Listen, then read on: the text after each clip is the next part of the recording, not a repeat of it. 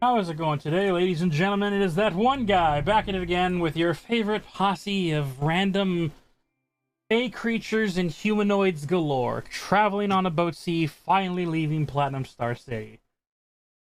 Oh boy, what question could you possibly have? Does the answer to life, universe, and everything. There you go. There's a 72. question. Wrong. Incorrect. Oh, 42. Dang it. Incorrect. 69. Also incorrect. Did you see what the question is? Can we level up? Possibly. Hold on to that possibly for whatever you do. Oh my god. All I hear from you out of the room is her yelling. My heart's melted a little bit. I'm gonna hide behind my hat real quick. Anyway. Show your face. Thank you. Our heroes have finally left the city. Hooray. Apparently. They're being escorted by a giant Leviathan and Riptide riding the top of it, but nothing should surely happen. Surely the journeys through the oceans will be nice and calm and peaceful. Nothing concerning has ever happened on a boat ever. Ever, totally. And Ever, no. one of the players Never, certainly ever, didn't ever. just hear that the head captain enforcer is now working as pretty much a henchman for the Empress, so nothing will come of that, probably. But I hope y'all are here and enjoying the journey. This is episode 34. We've been doing this for over a year, for those that don't know. I've been enjoying the journey ever since we first started a year ago. And I honestly cannot wait to figure out where this story ends. But we still have a long way before that happens, so if you want to know what happened in the past, please go and visit the YouTube channel That One Guy Plays. I have all episodes, session 0 up into 33 up there loaded already. There's no set schedule of when I'm able to put these on. I've just been on the ball recently because I'm on my editing mode of enjoying editing. So they've been able to hit the YouTube a lot earlier than normal. So go there for a past recap. I'll do a recap of what happened in the previous few episodes. But leading up to this point, if you need any information, go check out those videos, podcast, listen to them, however you wish to do it. It's tons of fun. We get around, do some silly stuff, and there's a book involved. I'm gonna set that goddamn book on fire. Don't do that. There's a person inside. Damn it, I can't do that. My character can't do that. Tog, why have you done this to me? I'd appreciate it if you didn't set me on fire. Tog! I haven't done anything. No, you haven't. I chose this. I am the conductant for chaos. You guys are the the riders. Yeah, that makes sense. But nonetheless, is there any other announcements besides one that I forgot to tell everyone at the beginning? I guess I can tell you now, just so you don't hate me too much. As for our, well, possibly. As for Why our would next... why would we hate him for us leveling up? Eh. We're gonna de-level? Is that a thing? Oh, that actually technically is a thing, but no. Yes. Yeah, that is a thing, but no. As for our next session of the 24th, we will not be able to go live, for I will be at a wedding. Yeah. Yep, I'm gonna be Weddings. yeah, I'm gonna be emceeing for a friend of ours. Not the person actually giving the wedding, but we're being able to navigate everyone with my narrative voice and personality to go to the seats, turn off your camera phones.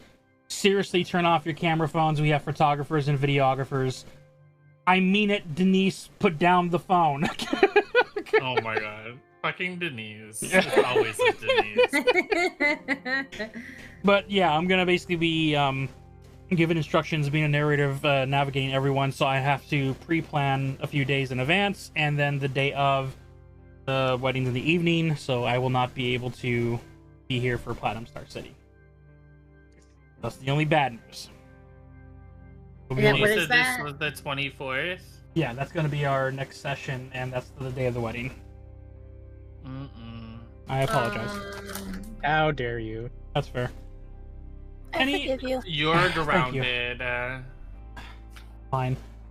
I didn't know we had that authority. Are there any announcements for the rest of our players have? We're going to start from the left. Introduce your name, who you are, and if you have any announcements. Sanjiro! That actually works. What did I do? Huh? Well, I don't... Do you have any announcements? Do you have any announcements? No, I can't think of any. I was like, Unfortunately, I've been working very hard. yeah. I was hoping you would say, I am hilarious, and you will quote everything I will say, and then we'd pass it on to the... Oh my god. Leah, any announcements? Oh.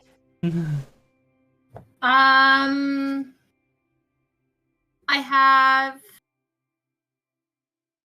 What is it? 16 or 17 more days left until I'm a free bitch for the summer. Yeah. A free bitch. Is it really that close to Summer. end of school year? Yeah. Well, I'm talking school days, No, I not know. the ones on the weekend. Yeah. Oh, Yeah. okay. You're talking. Okay, you're so. We're ticking them okay. down.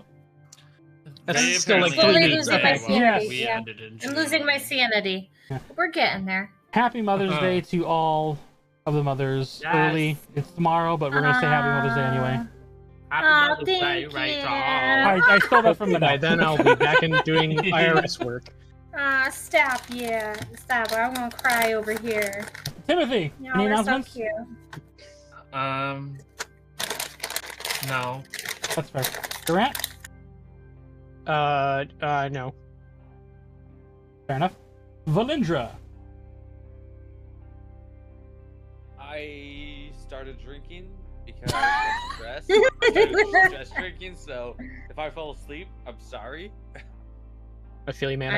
I've been looking at dead people all week, so Excuse? There's context there. Yeah. dead people. I bet you're fine as Very much pardon. so. There's I'll try to context stay there. awake, but I'm already falling asleep in my chair, so I understand. To be I know fair, the you're music already probably asleep on isn't the helping. deck, so. I'm thinking I might just bow out. I'm sorry for bowing out twice in a row. It's all good. Life is difficult, so I understand completely. If you do, we'll keep you in catch up, and it's recorded, so you'll be able to watch over everything that happens and Yeah, let me know I what Valindra got does. to, I got through 3 hours of the last session Yeah. Nice. recording. Yeah. So Whatever happens, that's understandable. It's fine. Everyone needs their rest, especially with insane works that people go through. yep. Delphi, any announcements? If you like TalkStream, you should like, subscribe, and hit that bell notification. And if you're on Twitch, you should follow and subscribe to him. And if you have Prime, you can get a Prime sub, which is cheaper, and you get one free one. Speaking of Prime, How do I give you double inspiration? How do I do Also, who else loves that? Like when anybody starts that spiel on YouTube, the little subscribe button lights up. I know, that's so cool. I just barely noticed it recently. So good job, Delphi. You have triggered the subscribe button. I'm gonna be looking specifically You for did that. for me. Hey! You did for me. Thank you for the subscription. How'd your mental laugh sign a little bit? 13 months. It's been a long time. Literally. Una, That's any what you guys should announcements? be doing. Yeah, fair. This week I'm a human again, unlike last week. I am so Congrats. happy. You're Once feeling again, better. context is there for whoever to make whatever they want with it. Oh my god. In the meantime, let's go ahead and get into today's episode of Dramatic Pause while I look for out of my 4 Excuse tabs me. that are open. Not the music. Now that we're done with the recap, I have a genuine question about the boats. Okay. So, first of all, Wait, I was thinking We're- about fireplaces. we haven't cut to the intro. Or you're asking live, if you want to ask live. Oh. No. Let's get into today's episode of Platinum Star City.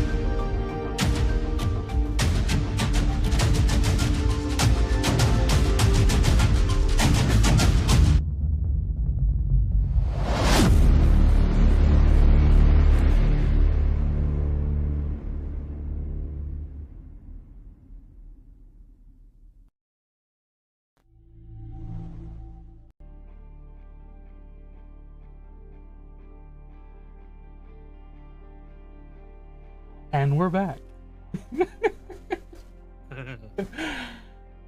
Last we left off, as our adventurers and political party friends got onto the ship, being escorted by Riptide to head out for diplomatic relations to get better between the Old Ones and Platinum Star City. The journey was sent off as the Empress, along with 2 of her members, boarded the ship as everyone else, one by one, docked and found comforts in different rooms, locations, and just getting used to the area as the ship sailed out and a goodbye demonstration from the dragons from the Platinum family roared out into the sky. They lost sight of the cities on the shores as they are most way out into the open seas, heading eastward. While on the ship, they enjoyed a nice, lovely meal, got comfortable. And in the later evening, a meal was brought to the Empress and her party Valerie. members. You gave meal to also the Leonin. Which... No, I know. I think you're struggling. I'm sorry. It's all good. As you all had a conversation, a meal, Xanagar having his own portions of more than half a plate, or half a pan, or cooking.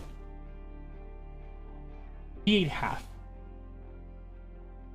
A single slice left for Riptide that was never sent, as our individual companions spent time with their significant other. One for simple comforts, other for comforting. It was in the morning where things changed. As Leah and Valerie were beginning to head out for the evening, heading through the hallway where the Leonin, seeming to be staying up all night, bags growing under his eyes, his scar visibly shown around the tufts of his furred mane neck, where Leah devised a small plan. She dropped one of her enchanted coins. The Leonin picked it up, as Leah essentially tricked him into keeping it, was able to get a question that he himself seemed to not answer verbally. As in Leah's mind, she learned the true identity of this ragged, not well cut up mane, dirt clothes, and scarred, almost defeated Leonin was once the great Captain Prowler Goldpaw, head captain of the Enforcers, now brought low as a henchman to the Empress. On getting this information, as Leah and Valerie leave the hallway and the door closes behind them, top of the deck is laid with different of the sea folk creatures under Riptide's command, who are having morning fish jerky, also keeping watch and cleaning up the deck, keeping an eye out in the horizon, and simply going about their morning. Leah, is there anything you immediately do now that you have this new set of information that was sent to your head via the magic coins you have? Not immediately. Leah's thinking heavily about it, but unclear if this is information that she can entrust in Valerie at the moment. She knows that it's strange that the captain of the Enforcers is working for the Empress, but she's not sure why. and she knows the name Goldpaw. She's not familiar with who he is, but she knows that there's other people that she can trust to tell her, and Valerie's not that person. So she's going to wait until she's alone later to try and figure out why this could be happening. Okay. Do you and Valerie continue heading off to meet with the rest of the individuals below deck? Yes. For the meantime, just so that I can stay on track, I am giving you temporary control over Valerie's token. So you can move her along with your character as you guys move to the lower parts where everyone else are beginning to wake up one by one for breakfast. On a side note for chat, if my mic seems staticky, I've been trying to fix it, but on top of that, the extra static is coming from my AC because it is hot in my room. Hopefully it's not too noticeable.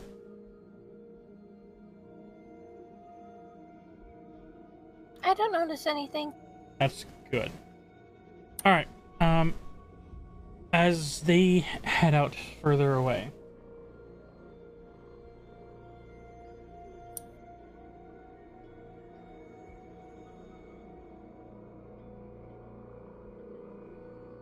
Una, you begin to stir and awake in a warm bed due to the arcane blankets that keep you warm. But as you subtly open your eyes, you are alone in this bed. The door to the room closed. You simply hear some conversations beginning to spew from outside.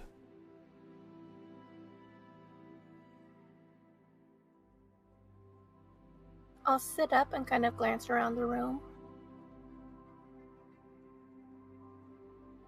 Some lamp lights are adorned with arcane lights to give the room color, as there are no windows to indicate what time of day it is.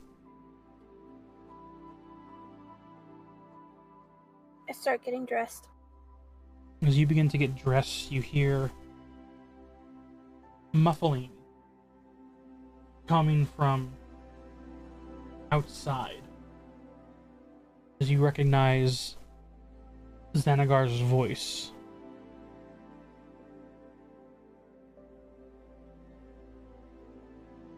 Is this part of the plan?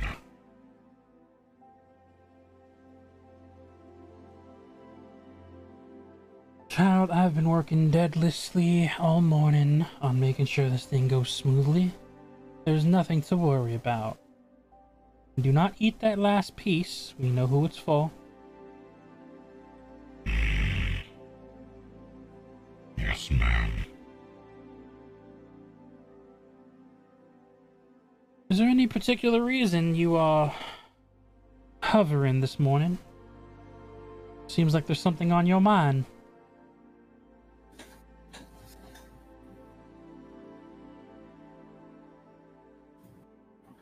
What is your plan? With the poison here?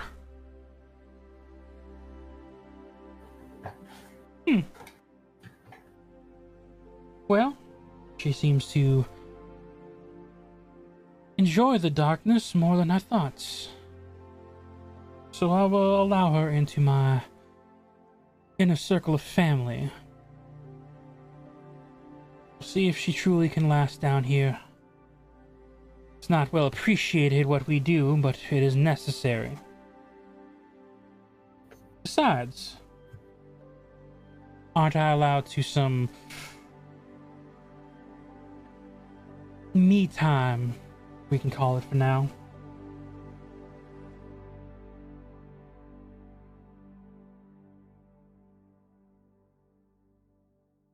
Do you love her?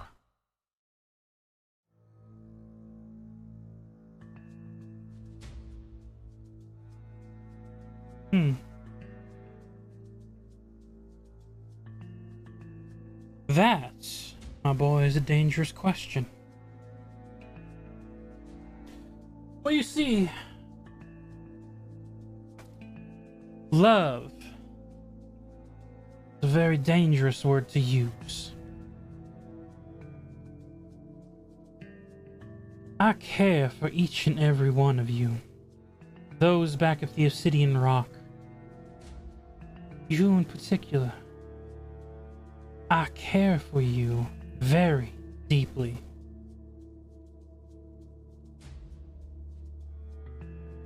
But I don't like love. Love makes people do things that are foolish. I don't understand the difference. Let me explain it to you then. See, my mother, she loved my father. She loved the tavern, all the people that resided within it. She loved it so much, in fact, that she sacrificed her life to make sure they all stayed alive and safe. That is what I learned from my dear father.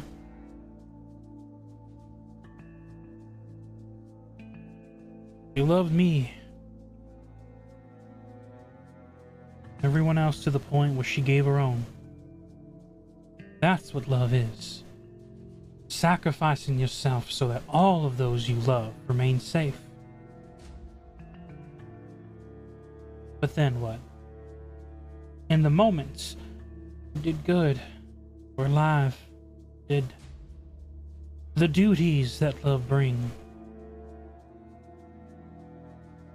But after a few hundred years without the care and love that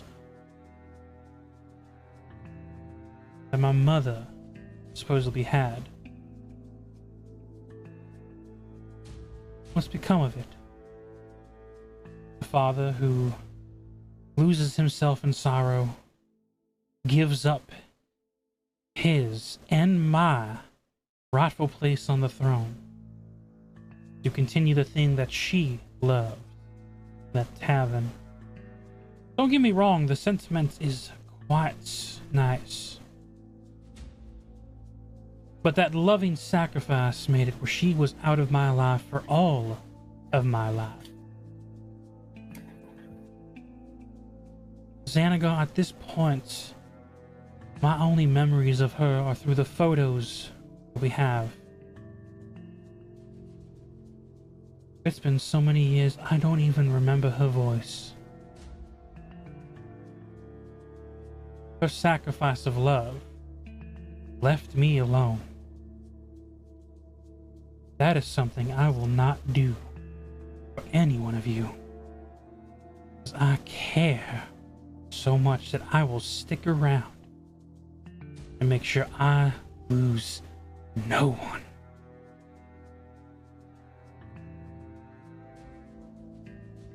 So I will not love, but I will care. So much so that I will make sure we all come out alive.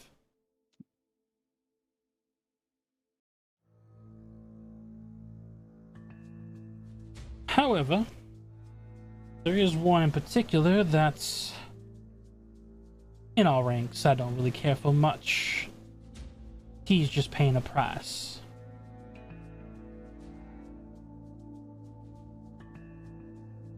Kitty cats, please come in. I need a word. You know, you hear the sounds of the door swinging open as footsteps begin to enter inside and close behind. At this point, Una's just standing still and listening. I'm assuming she's had time to get dressed by now. You've had time to get dressed, but have you exited the door? The door's closed and you're hearing this conversation from the other side of the door. Nope. She's staying right where she is. As you listen through the closed door, not really... Is her bag or anything with her? The Empress's bag or your bag? My bag.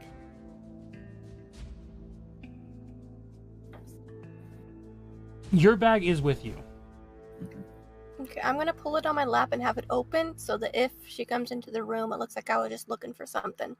Okay. And not just eavesdropping. All right.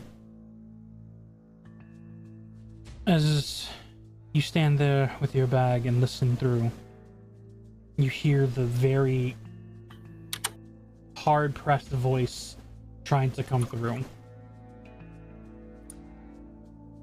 Yes. Empress. Yeah, Leo. You seem exhausted. Can I roll perception to see if I recognize his voice? I would say go ahead. The DC is high for 3 main reasons. First and foremost, you are listening through the door, so it's already muffled. Second, it seems that scar on his throat is more than just for looks. He's already scraggly as it is, with no real demeanor of authority about it. But you may certainly try.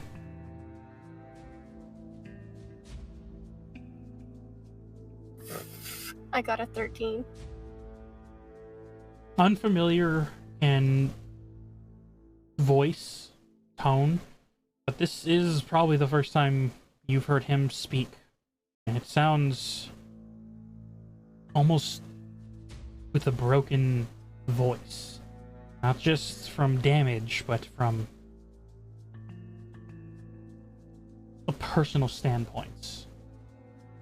Like a henchman lowered. Like mentally broken? To an extent, it sounds like it could be.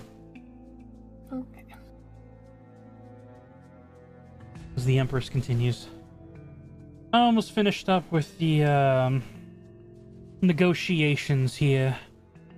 Once my current companion leaves the room and we head out to greet the others. You are free to rest up. But if I were to need you, you listen. Are we understood? Yes, ma'am. Good. If anyone wishes to speak to me, any of our group, feel free to do so. If Riptide comes in, notify me first. You can go, kitty cat. You hear the sound of shuffle foots as the door opens and closes again. I'll leave the room now. As you leave the room, bag in hand, you see Xanagar just standing over... Not only standing, his massive, 7-foot form, even at a sitting position, is, almost the same size as you see the Empress sitting at the table, finishing using a quill ink to write on some parchment. As you exit the room, you see Xanagar look and then give a more happily bow. He's not really smiling, but at the same time, with the 13 perception keeping that, you can tell that his tail is just slowly wagging on the wooden floor, seeing as you exit. And you see as the Empress looks at you. Morning, dear. I figured you'd sleep in a little longer after last night's endeavors. Well, I've been known to have good stamina. Gotta put that to good use later. I hope we didn't leave little Elle with unsatisfactory, did we? No, she seemed to enjoy her time. Almost makes me wish to turn the ship around. But duties are ahead. Have to finish up this little note before we can have any fun for the day. This will be my 3rd time coming out to the seas, so I'm used to this. How about you? I've been on seas before, but not this one. Yeah, this one has some memories for me. Picked up a colleague on these open waters after slaughtering an entire pirate crew that he was enslaved under. I'm sorry, she said she picked up who? She said she picked up an employee, one of her individuals that now work with her at the Obsidian Rock, after she had slaughtered a pirate crew that was out here. Oh. Yeah, anyone I know?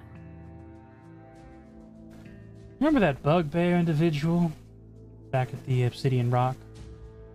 Left-hand man, right if I face to the casino. Massive fella. He was but a wee lad, early teens, when apparently, while his fisherman family was out on the seas, pirate crew raided their ship, slaughtered all of them, but took the boy as a slave to work for their ship. Apparently he was with them for a few years before, after their many excursions on different fishermen boats, I finally caught wind of what they were doing on my seas, and to my citizens. I had Xanagar here meet up with the Sea of the Darkness.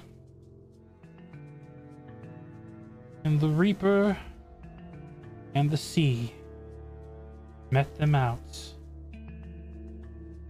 and got rid of them once and for all. However, the waters must be safer now. Oh yes, I'll make sure all of my city is safe. Any of those who wish to try and dwell in my darkness better understand who's in charge, or face the consequences. But what really surprised me is that while they were being slaughtered, the captain of that ship decided to try and abandon them all on a small boat. And that very team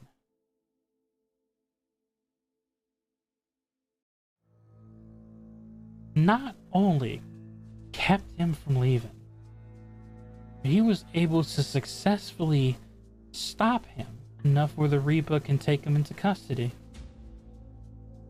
After the Reaper took the captain and the boy back to shores, leaving the ship to burn out in the open sea, they brought them both to me. And I saw something in that boy. Fire. It wasn't until I learned there was talent in that kid. You see, he wasn't just their slave, he was their everything. He washed the deck of the ship. He fed them, polished their weapons. He was so skilled that they all stopped doing their tasks, and he did it all himself. The captain was foolish. Didn't realize what he turned that boy into. So I gave him the opportunity. Chance for vengeance for the loss of his family and the torment they put him through. I was expecting to simply get my own paladin of vengeance.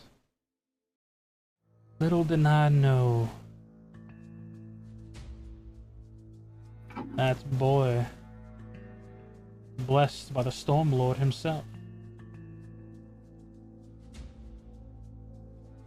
It's talent like that is what I sought after. Not only the people we save are worth saving, they can be mighty handy if treated right, like family.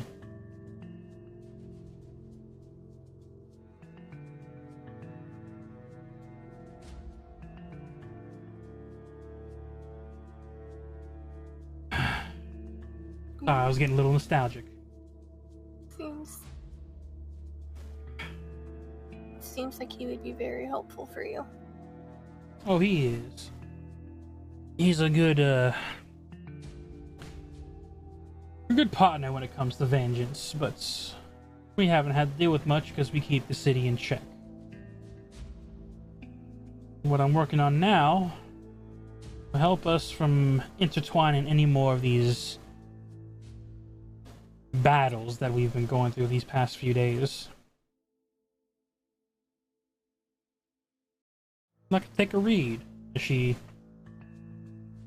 sits back in her chair, the parchments sitting on the table. She slides it slightly in your direction.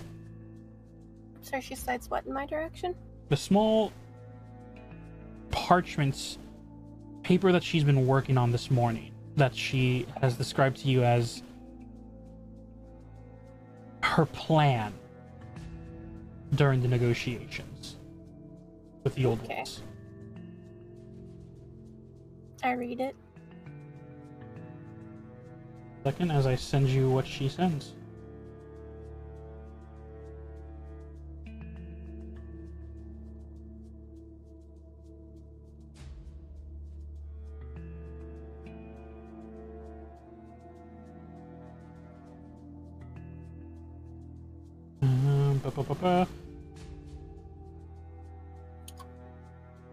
Gotta send this via text DM because even though I did pre-write all this,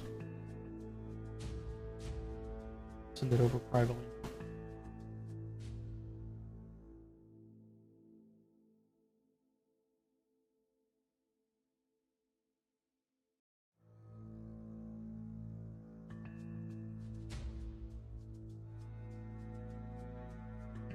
You see, and you can choose whether or not to read this aloud. You see the title of this is Deal with the Old Ones. Okay, give me a moment to read it. Go for it.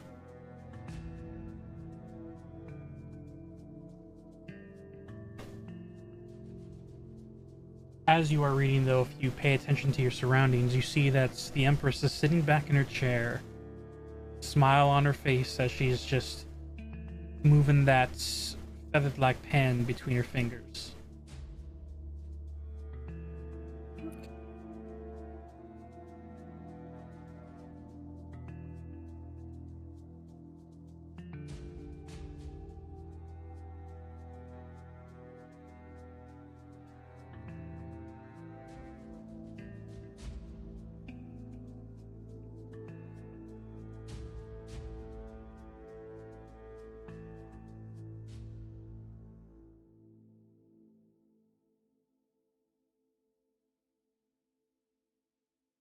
In the meantime,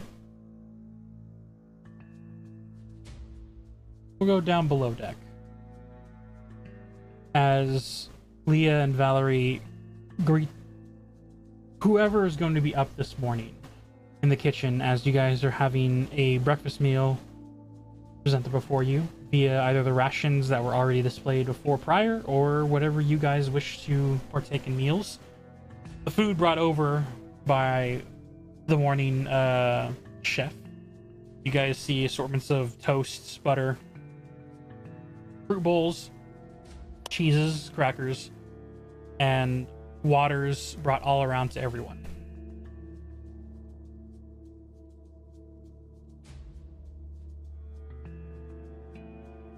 Delphi is gonna, because she was laying with her head down on the table, she's gonna take some like water and just sit back in her chair and just drink it quietly. Is it safe to say that there's a book next to you, whether closed or open, from what you took from the library? Any of the historical books? No, she left the books in the thing, but she does have the one book. She does have, because Timothy had given it back to her at the night. Yeah. So that book is next to her, but not Not any of the books that library. you took from the library. Okay. I will also be in human form, like my human shape. Oh, okay. So, Ish. Delphi, are you... Wait, did you say you're also in human shape, Delphi? No. No, so yeah, you're in, like, fairy form, like, able to, like, fully, like, sprawl on the table if you wish. Timothy sitting Okay. at the bench. As you guys Okay, see... Yes, sorry. Delphi's like sitting with her back against the wall of the ship on the table. Ah, okay. That works too, yeah. The gentle rocking of the seas, there's not much waves that are making the boats really heavily rock, but it's just like a gentle lull what the mother would do, like carrying her child. That sense of peace help make the sleep more peaceful on this first nights out. I've read it. All right. Before we go back to this second floor, Durant, Sanjiro, and Valindra, if you're not asleep, are you all there for breakfast as well as Leah and Valerie enter? Sure, I'll be there as well. Munch on some food. As food is there, you see as the two of them enter in through the doors that swing. The food here, bread smells either freshly baked, toast is nice and warm, butter is soft that can spread easily along the bread as the group of them enter. Anything you guys discuss as you greet each other for the morning?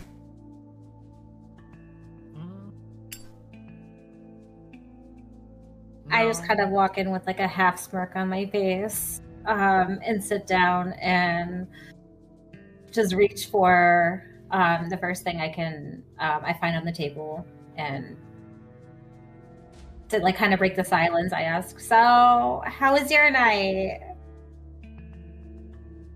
I'm bringing my violin out and I'm playing little romantic songs.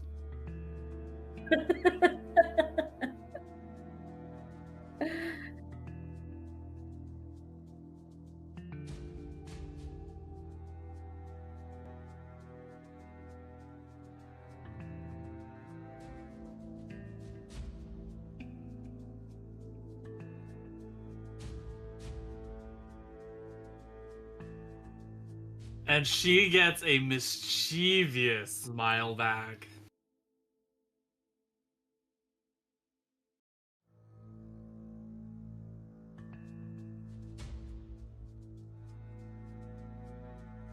I whisper in Leah's ear, or in Valerie's ear. I think he knows.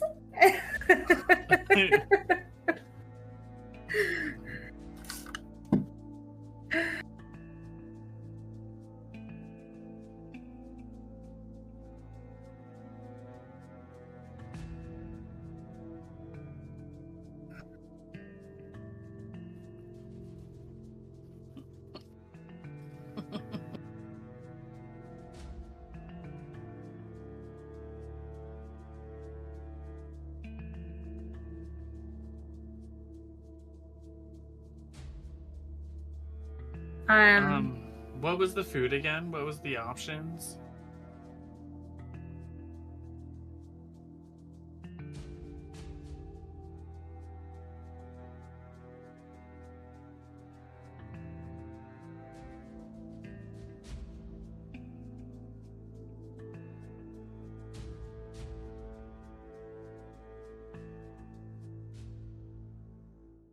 What type of fruits?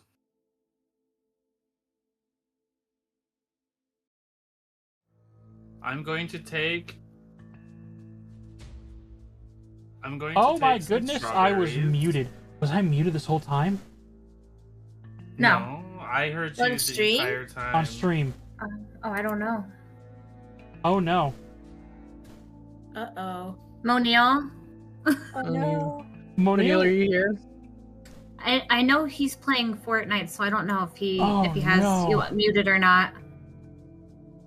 I heard Oh, it. you heard? Oh, have you Okay. like heard the entire spiel between the monologue, the Empress, and the pirate ship and all that?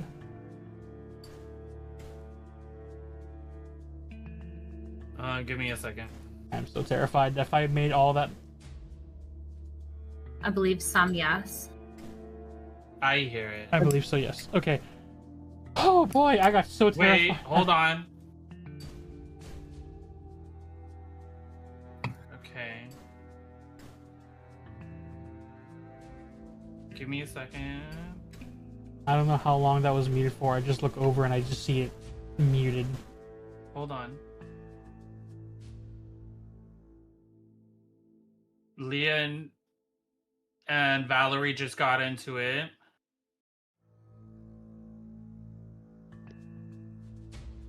Okay, we lose you at like 5:12. Like 50:12. So like 15 minutes ago. Oh, no, 3 minutes ago. Yes.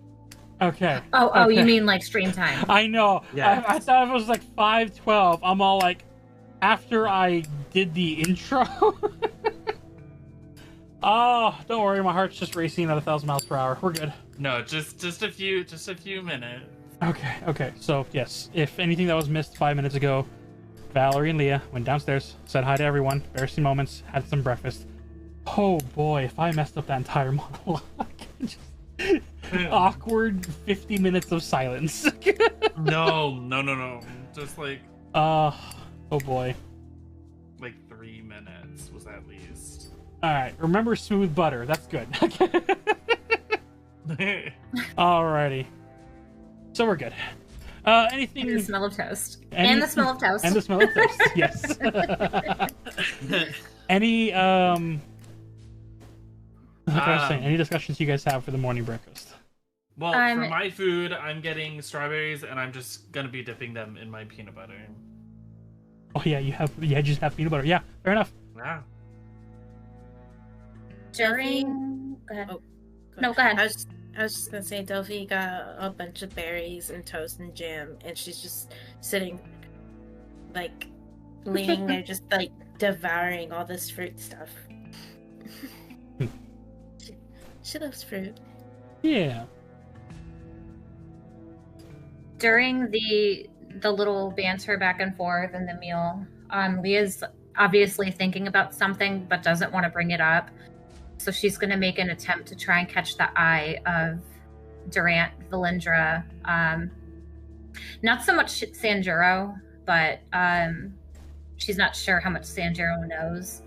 But also Timothy and Delphi as well.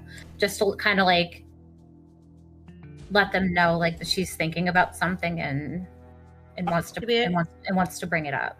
I would say, yeah, I'll have all 5 of you, Sanjiro, Valindra, Durant, Timothy, and Delphi, go ahead and make an insight check to see if you're able to pick up of the subtle signals.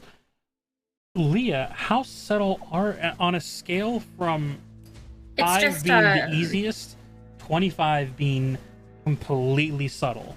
Where would you put this range of subtlety? Because Valerie might also get a chance of seeing whatever question you have on your mind. I would kind of put it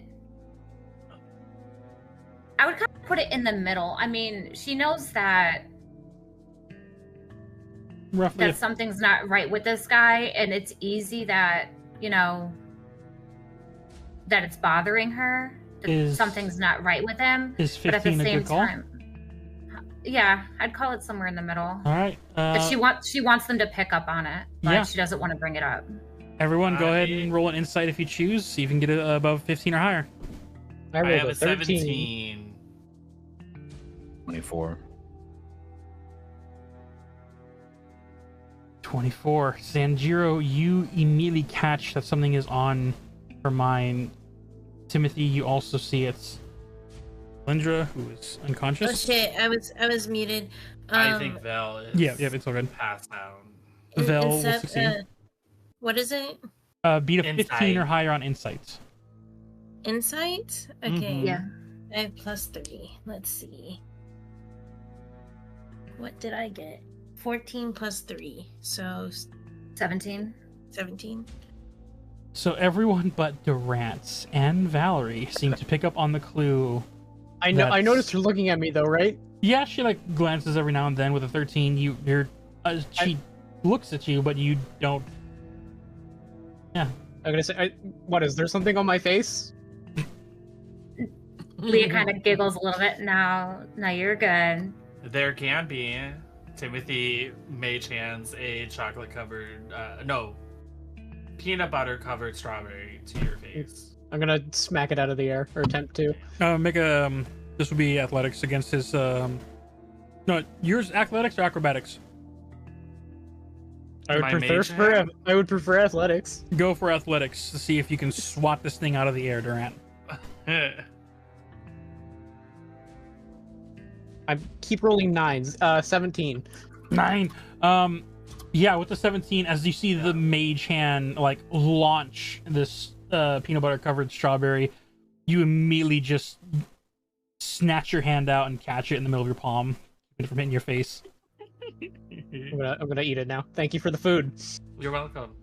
Your hand's like slightly covered in peanut butter if you want to try and just lick your hand clean. Sure, why not? But the rest of you are able to pick up that something is definitely on Leah's mind, that she does not want to pick up the conversation just out in the open here. Timothy, we'll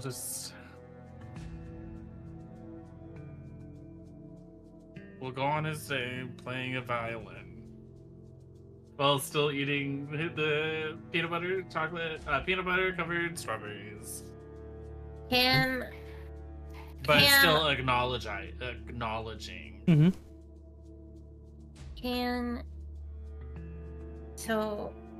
Can I notice also that other people had noticed she also made a face?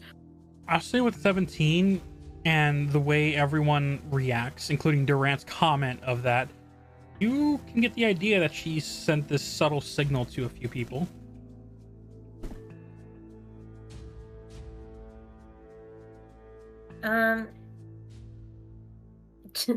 Delphi's gonna go, what?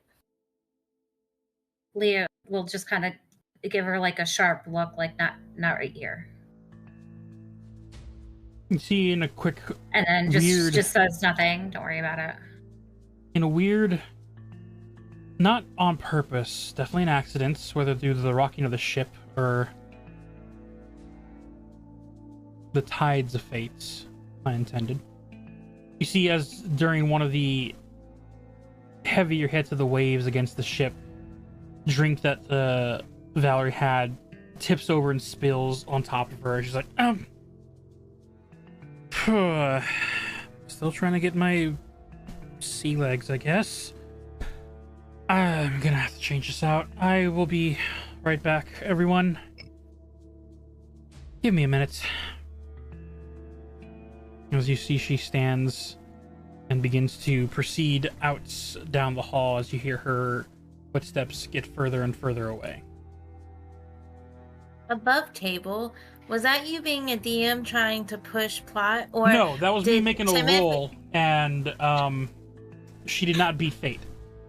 I was gonna say, or did Timothy mage hand?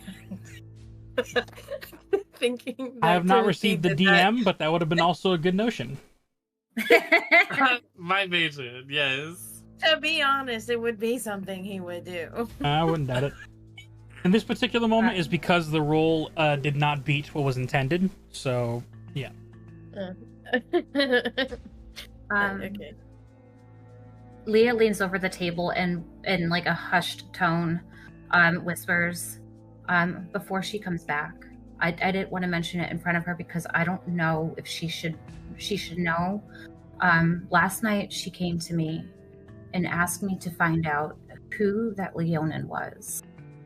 And I agreed, which was all well and fine. So this morning, you know those coins that I gave you, Durant? You gave me coins? Yeah, at the woods when I read the book. Oh, right. Yeah, yes. yes. What about them? So I had an idea, because I mean he seems like weird, like he looks off, and I don't know, there's something about him. And she said that the Empress is very harsh on him, harsher than the rest, and he is very adamant that his name is Leo, and she's not buying it. So I had an idea that I would drop one as we were walking past this morning for breakfast, accidentally, of course, and he picked it up and asked me if it was mine, and I was like, oh, clumsy me, whatever. So when he offered to give it back, I told him he can keep it. And I asked him a question. I said, hey, what's your name? I'd like to thank you for being so honest. And he said his name was Leo, which, if that's his real name, then he was being truthful. But then as we were leaving, I heard something. Who? Okay. Can you remind me again? Who is what's the name? Goldpaw? And with that, Timothy spits out strawberries. And Delphi immediately drops her toast and her wings turn red. I'd say at this point, Valindra also snaps to attention upon hearing this. I knew he looked familiar. Okay, and Delphi rushes out of the room. Immediately flying off of the table, moving at full speed. You guys watch as the fairy form of Delphi begins to jettison out of this kitchen area. Timothy, in your human form, are you taking chase after? No, I'm going to quickly pull out my sending stone, and I'm going to send a message to Theo. Mm-hmm. Hey, Theo. So my assumptions were correct. I do know where our wonderful Captain Goldpaw is. As this takes place, for now, Delphi, you get to the top of the stairs before we'll cut back to Una in her conversation with the Empress as the message, she slid over the parchments and Una finishes reading. Una, did you have, as the Empress is sitting back, hands in a relaxed position, just twirling the feathered pen in her hand. Una will slide it back and say, I think these are good ideas, but I'm not convinced they'll agree to them. You have to remember, dear, their companion, Rodiscence, invaded and attacked us first, allegedly breaking the first deal that the old one made. Oleander's promise and deal to the city. And directly after defending ourselves, Riptide brought her armies to our shores, injured many people, destroyed a lot of our lands, all under the name of the Old Ones. They are fully responsible for all this misunderstanding. Therefore, they should compensate us greatly. And it's not like I'm asking for anything that's outside their scope of perfection. They're all deal makers, capable of doing such tasks.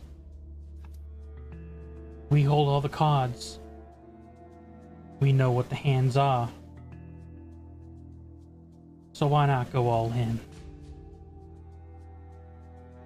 That's a good point. I hope it comes to pass peacefully. Even if it doesn't, I'm pretty good at coming up with things on the fly. You guys hear at this point the door open through the hallways.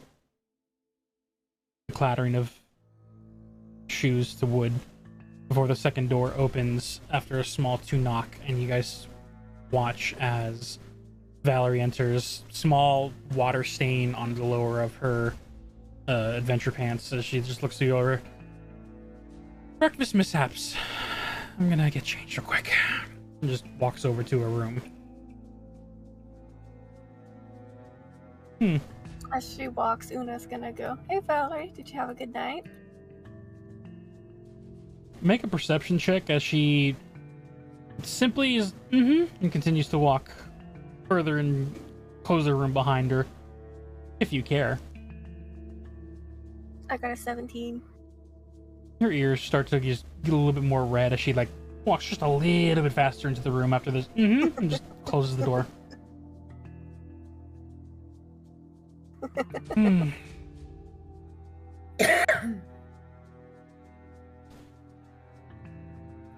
You know about this Celia character, Una? Yeah, just seems sweet.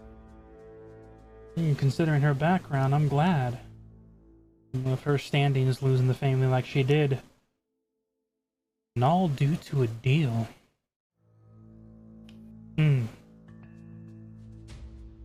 I know vengeance is on our path.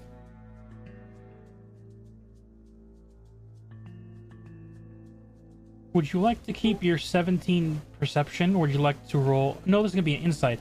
Make an insight check. As you see the Empress suddenly go quiet, and you see Xanagar look Nat 20 Xanagar, please. for a total of 26. All right. You see as the Empress immediately eyes look towards the door. Her tone not darkenly, but stiffens up to a sense of almost like expectation. As you watch as Xanagar immediately fades into the shadows of her person. Too. Thank you. Delphi, you reach the door, the first door, to the captain's quarters. Do you open the door yourself? Do you knock? What do you do? I opened that door myself. You fly up to the door, grab the handles. Are the rest of you chasing after or staying where you are as Timothy is on the sending stone giving information to Theo? I'm staying where I am. I think Sandro follows, curious to see how it goes. The agent of chaos. Let's go. I chase after Delphi. Okay. Okay, well, can I send my message and walk at the same time? Can you do that on a phone? Yes. Then go. Yes, I can. Okay. I'm following then. All right. I've been calling after her. Delphi, stop. Delphi, please don't stop. Wait, listen. Delphi, do you acknowledge anything or give any indication to Leah calling behind you? No. You guys are able to keep up with her, so you are able to keep in tow, but she seems intense to head up. Oh, you will to the same space. Oh my god. And as Delphi gets to the door, grabs onto in her fairy form, and pulls the latch open, using her whole like body to swing the door. You see that's the Leonin behind the door. As the door gets swung open violently, goes to grab the saber, sees who's there. Is there something I can help you with? Delphi is going to gasp.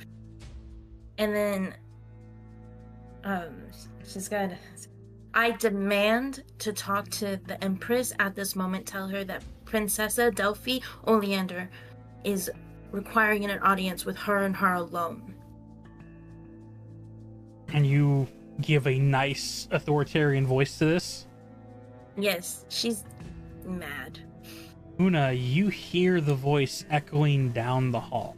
These walls are more thin than people realize. But as I'm gonna glance at the Empress and be like, so are you wanting to keep this secret, or? she will grab the paper and immediately just flip it over. Sally gently put her quilted pen on top of it. From Delphi's point of view, But yeah. she's sitting there staring at the door, almost expectantly. No grin, but like a serious, almost business tone as she stares at the door. As from Delphi and their group's point of view, you watch as this Leonin is immediately taken aback at the authoritarian, like authority that Delphi just presented, and after the second of being stunned, see him simply just step aside against the wall, point inward down the hall, and simply say, She's okay with the visitors of your group. Luna's gonna turn to face the door too. Delphi's gonna walk towards the door and spin around and say to everyone else, I need you guys to understand that you need to wait here. Timothy nods, but is still completely distracted by the big giant lion in front of my face. tattered she mane, goes- eye patch on. As Delphi gets to the door, do you just authoritatively sling this one open as well, or do you enter in more calmly? How do you go through this second doorway?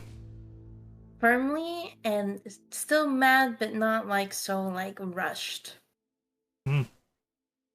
Good morning, Delphi. You see Una standing on the side of the desk as you see the Empress is simply sitting in her chair, staring, not really showing any emotion of anger, displeasing, or even surprise. She is simply staring towards you. Delphi looks at Una. What are you doing here? We had a lot to talk about. What are you doing here? I need to speak to the Empress alone, if you don't mind. Una is gonna glance at the Empress, shrug, and walk out of the room. You see as the Empress looks like she doesn't want Una to leave. The Empress will only take, it feels like only a second, as she just looks at you with her eyes. You go, dear. I can handle this. Okay. Yeah, Una will walk out of the room. As you walk out of the room, you see the Leonin still, even though he doesn't have to, still against the wall, still slightly recuperating from that stunned authoritarian talk. Sees you exit into the hallway and gives just a slight head nod. Una's gonna offer. How many people are in the hallway? In the hallway, just the Leonin, but you do see the other three individuals out towards the ship of the deck. Okay, I'm Deck gonna of the give ship. him Yeah. some food. You Okay, I'm gonna offer him some food. offer them that plate of lasagna that was for Riptide, or No, I have other food in there. I would presumably have individually packed breakfasts or lunches. okay. You hand him a food as he takes Something it in his that we hand. can easily eat on the go. Thanks. No problem. And I'm gonna walk out of the hallway. The less I know, the better.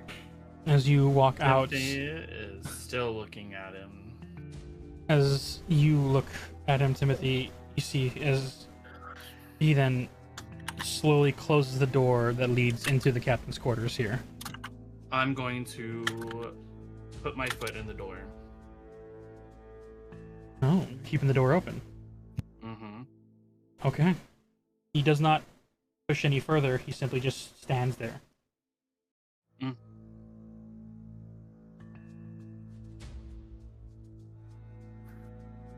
Yes, those that do not have a flashing star next to their name, those are inspirations. Anyone who does not have one does not have inspiration. Feel free to give as you see fit, patron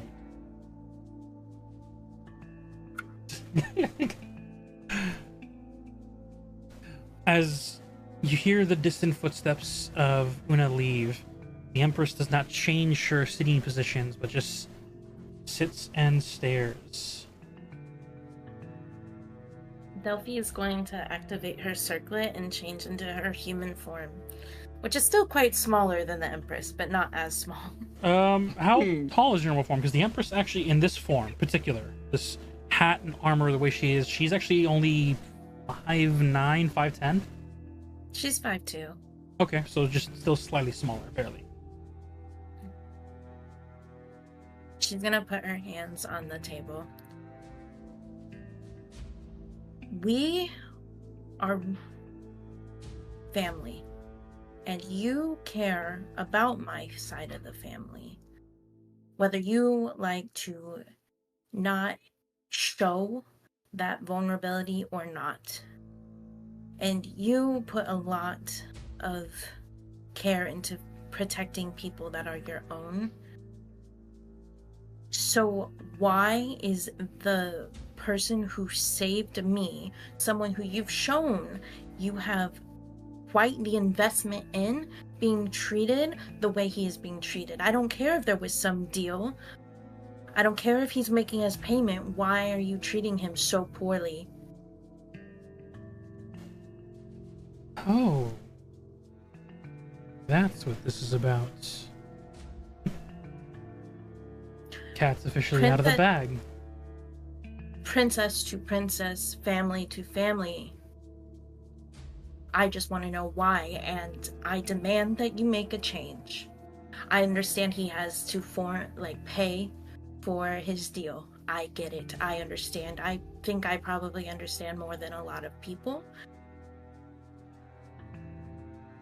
You see as the Empress like sits up in almost appreciation of this new authoritative like figure, and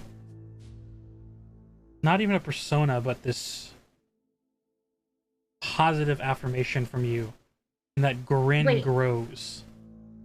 Can we hear this conversation? Are the doors open? With the door open of Timothy, because he put his foot in the doorway, you are hearing the muffled but still slightly audibly heard conversation that Delphi is giving. What did the Empress just say, though? That was I feel like that was important to Leah. What did she just say when Delphi gave her whole speech? After that, the Empress simply just Empress more. Better yet, for those that are trying to eavesdrop from a hallway, go ahead and make me a perception check, because even though Delphi is like giving her authoritative speech, the Empress is still calm, so her voice is going to be a little bit harder to hear. I have a 19 plus 2. You'll be able to hear her. Can I use? You've used your inspiration already? No, I don't want to use the inspiration. Can I use my passive perception? What's your passive? 16. 22. Okay. Are you wanting to just use the 16? Or do you want to also +1 your skills to bump that passive to higher standpoint? Well, if that's the case, I'll just roll. It's up to you. I got a 19. Okay. Sanjiro, you care to eavesdrop? I got a 12. Oof. Oh no. Sanjiro's the only one able to hear muffled. You can hear some of Delphi's conversation. You definitely know there's like argumentative like voices, but you can't really pick out what they're saying. However, the other three and Leo himself, you can't help but notice that even Leo's ear like perks up and turns hearing Delphi. And the rest of you are able to hear both sides of the conversations, as you also hear as the Empress goes, "So that's what this is about. Cat's out of the bag, then. So if I hear you correctly, you're okay that he is serving his debts, just as long as I treat him better?" You and I both know I have no real say in someone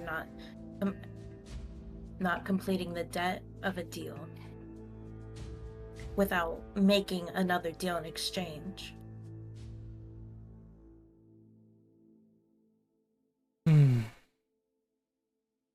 That does hold some truth to it, dear, but... well, Unless no. you'd be willing to fully relinquish it altogether. Oh, absolutely not. I didn't think so. Since you decided to come in here as family, allow me to treat you as such, Delphi. See, you say you understand more than most, but what is it that you truly understand? Understand that he is the captain of the enforcers who helps keep the city safe from thieves and criminals. You know he puts his life on the line to make sure that citizens, those who are weaker than him, keeps them safe. Question, is Valerie listening too? Considering how she was getting to her room, you can only assume. She definitely hasn't left that room. I just wanted to know if she was listening too. Okay, proceed. As the Empress continues. But let me tell you about the things you don't know. You didn't know that that's armored persona of his to defend the just decided not to defend the death of my mother. You did not know that that prideful lion did not hold pride in knowing that the king, the old king, stirring that golden pool down below, arranged for her death to happen. All for some silly fate between her and my father. You did not know that even though he is on technically terms of innocence, for his hands are washed clean, he stood by and let my mother walk up to her death. Tell me, Delphi, who has done that for you? As a leader, if you treat everyone who reacts as a bystander to awful things that happen instead of putting your anger towards the people that actually do the awful things, and I understand that the person you're angry at isn't as easily accessible, then what does that say about you as a leader? You say you care about people. It says I'm a tyrant. It says I'm an empress, and I rule with a very strong fist. And any of those, like you are being malevolent in your actions. You sit here and you preach that you do what's good for the city, but then you turn around and do things like that. It makes me question, how you are truly as a person, as you are a ruler, and if you are as strong as you want people to think you are, because malevolent rulers that rule and treat people poorly whenever they're not able to cast their anger at the right person but cast it at other people, that doesn't seem very strong to me. In fact, that seems more weak. You can sit here and be mad at him all you want. You can have an anger that he did not do anything, but it seems to me like you are casting stones at the wrong person. You can't show your anger to the right person, so you're taking it out on someone else. Someone who did end up saving your family. I'm not from your father's side of the family that you are angry at. I'm from your mother's side of the family.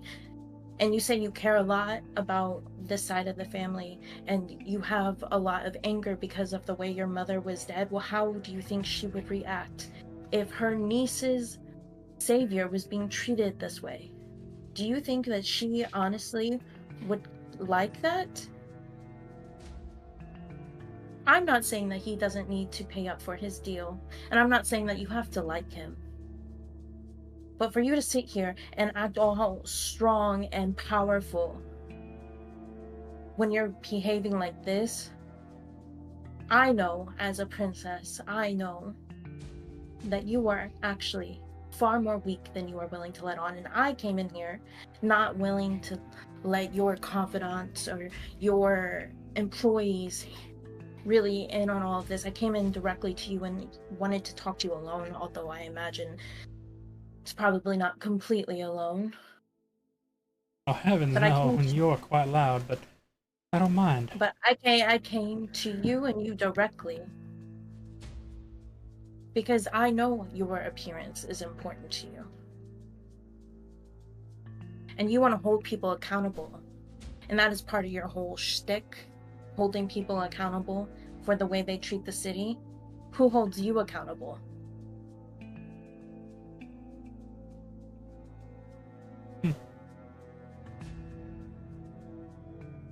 Interesting notion. Tell me, Princess Delphi, what would you like me to do? That man saved my life. Without him, and without your puppy, I don't even know, I would not be here, and I am thankful. But also because of the sacrifice he made and knowing that he would be indebted to you, knowing that, he still made the decision. And I think you at least owe him dignity and the most amount of respect that you can muster up for being someone that you do have an anger towards. Like I said, I'm not asking you to favor him. I'm not asking you to make him your right-hand man or be best friends with him. But let him have dignity in serving out his debt. You already took his voice. You took his name. You took his, shiny mane. At least let him wear nice clothes. At least let him do jobs that serve dignity. Because if he was willing to, work for you to save my life, I'm sure that he will serve you just fine. When you show him mercy, you show him that small bit of respect. And I'm sure more people would respect you for it. You can put all the fear in the world in people, but people respect more than they do fear. And you might be a pirate, but at the end of the day, you're also a princess, and you call yourself Empress, and that holds a different title than pirate. If you want to be a pirate captain, if that's what you want to be, then call yourself that, because if you want to act that way and be that, then be that. But don't give yourself a title and act under your, heritage and your nobility if you are going to act this way. It's a disgrace, honestly, and it's a disgrace to my family line, which is also your family line, which is a disgrace to your mother. You don't have to be nice. You don't have to be kind. But you should be respectful and give dignity where people deserve it. That's a good ruler. And then Delphi gets up and just walks out. She doesn't even wait to listen to a response. As Delphi goes and opens the door, Captain Goldpaw, Leo, whoever this Leonin is, in this moment is simply staying against the wall, the Timothy in the group on the open doorway, with different facial expressions, as I can tell from the chat, staring down the hallway, seeing you exit.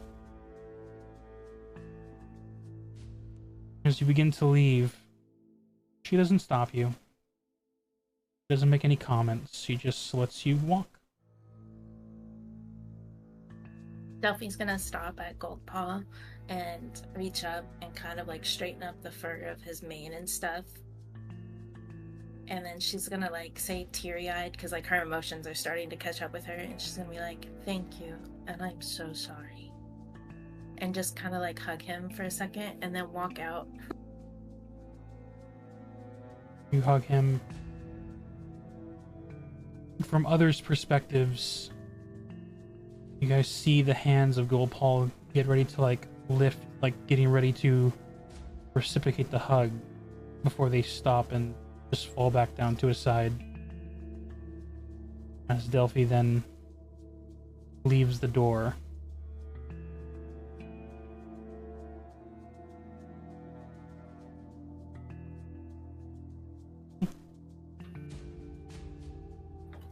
Leo's gonna look at Goldpaw, or the Leonin,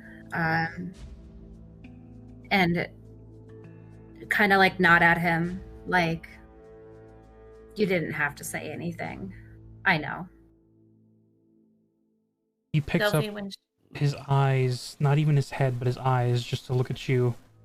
The bag's still there from standing guard all night. The food not even barely touched when Una handed it to him, just staying in his hands. As he just stands there. Delphi, when she walks outside and sees everyone standing there, she's gonna look at them all and say, "I'm going to the library to read. I do not wish to be disturbed. Thank you." And just walk past all of them. And then she's gonna go down to the library and cry. That's fair. Timothy is going to stand directly in front of Goldpaw. And I'm going to lean into his ear. And I'm going to whisper, one way or another, I will help you. And then he's gonna walk away.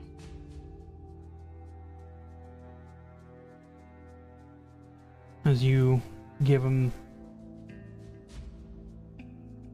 the words of future promise, you walk away, and his demeanor does not physically change, but he did hear you. Good. That's all that matters.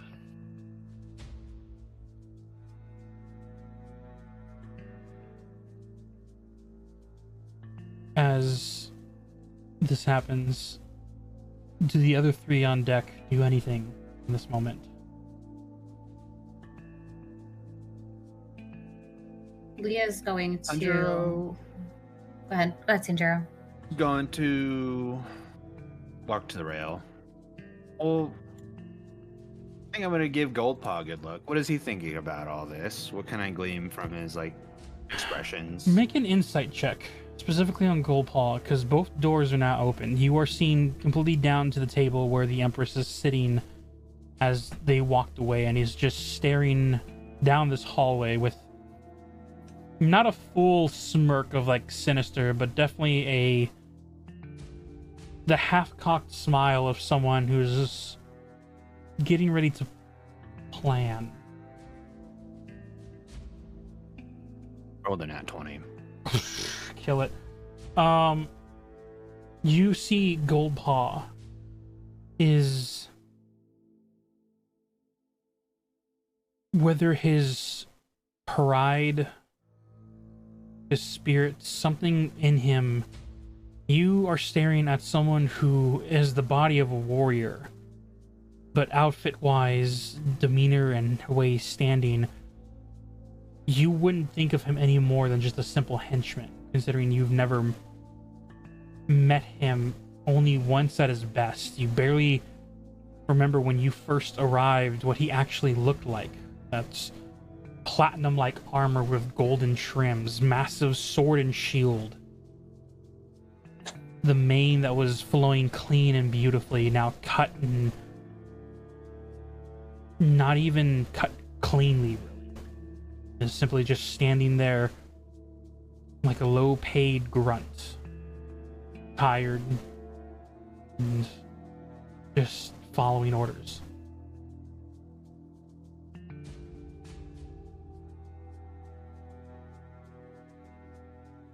Sanjuro nods and walks away.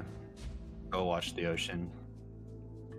See the massive Leviathan on the front left of the ship with the Riptide on top of it, just staring out to the horizon.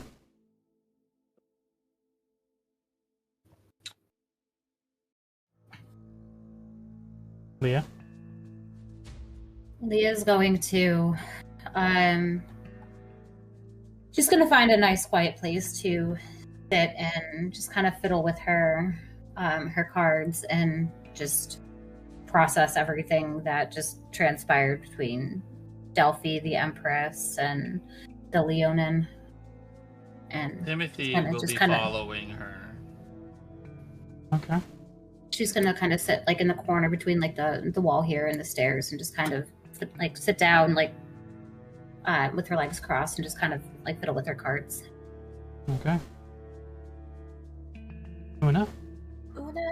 Una's gonna go down to her. Which one was this one? Was their bedroom, or was it this one? I don't see your ping, so are you on the lower floors? Mine was here. I think this one. It was might the have one been... next to the library. Yeah, yes, so this one. That one. Yeah, that's the one that I claimed, but then you ended up taking it over when I went into Valerie's room. No, I think you claimed this one. Oh, was that? Rach. I don't remember. Hey, I didn't there's stay. no My sign bag room, is in. wherever My bag you is in. sleep. Yeah, you never stayed. No, I know. I went through my bag in there and then I face planted. I don't remember. Yeah. It was Delphi and Una in here. Una's gonna go into the room and in her little vine hammock and kind of just make it more of a cocoon and just use the sending stone to call Elian. What's the Did I conversation get about? any? Oh, okay.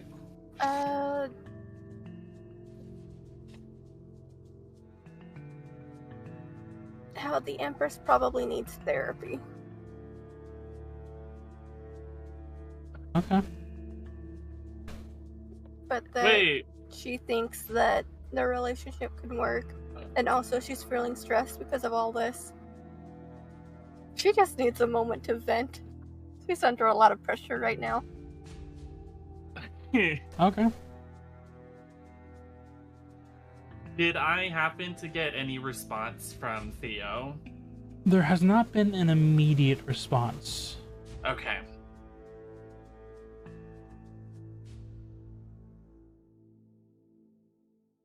As this all takes place, transpires. Leah, Timothy, Sanjiro, from your guys' perspective, you simply hear a small call from the back cabin doors. The captain quarters. The door in the front closes, and you lose sight of the hallway.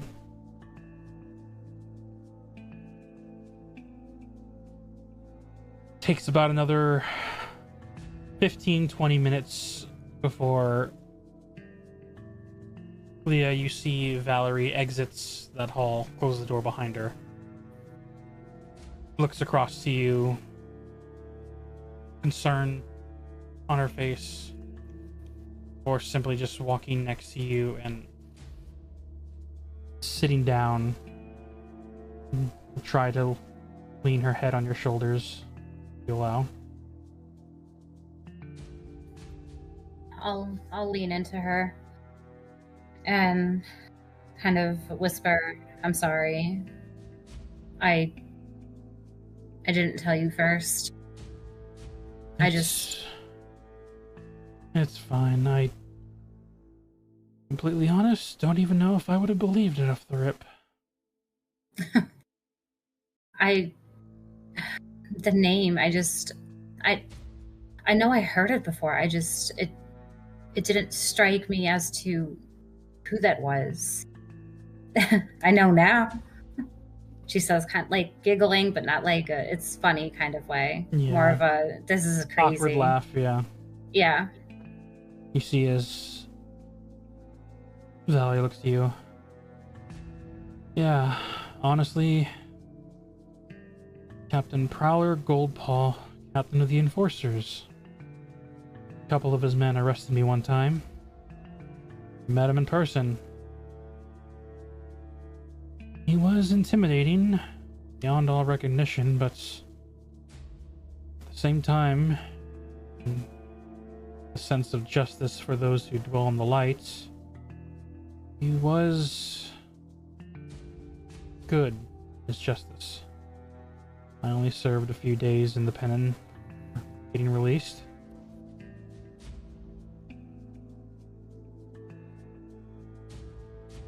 I don't know her reasoning. I was gonna ask. I'm gonna have Timothy move and leave them alone. Okay. But I will be going up and out on the top deck. Okay.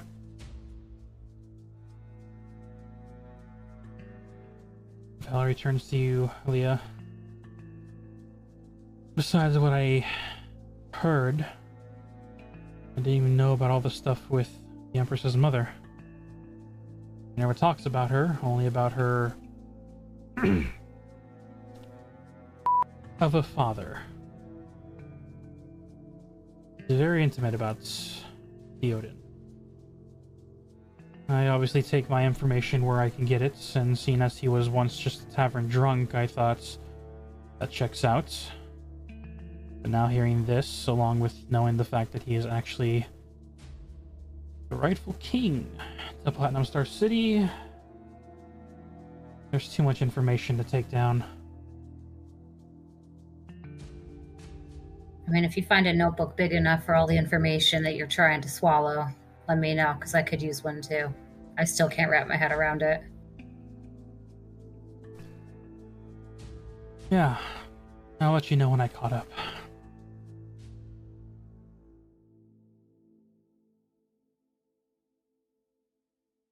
You don't think with us knowing who he is now, she's not gonna hurt him, is she?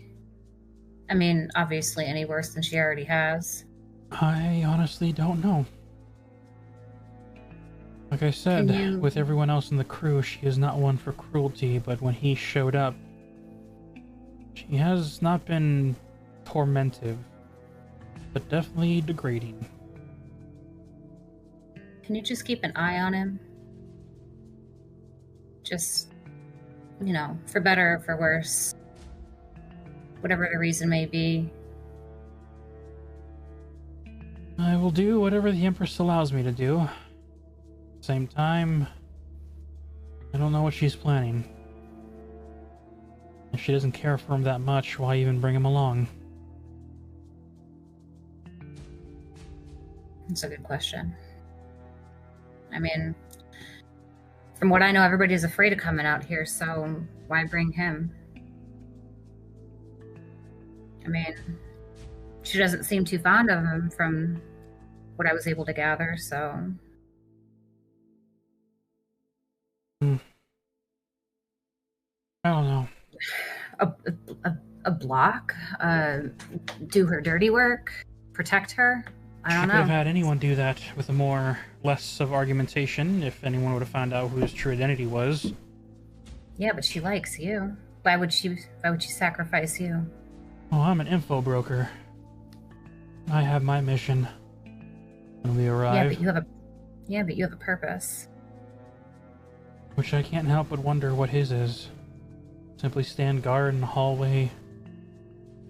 Be a human, a lion shield for when things go wrong.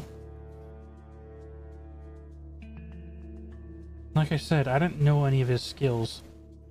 But if he is Captain Goldpaw, he has the best skills.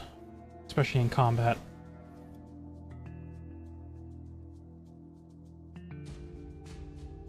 As far and as long as I've known the Empress, she always does things for a reason. I've just learned to stop questioning. But with this whole thing breaking down as it has, and we're barely a day's journey out away from Platinum Star City, I can't be helped but filled with questions. Can I roll to see if she's being honest with me about everything that she's saying? Make an insight check.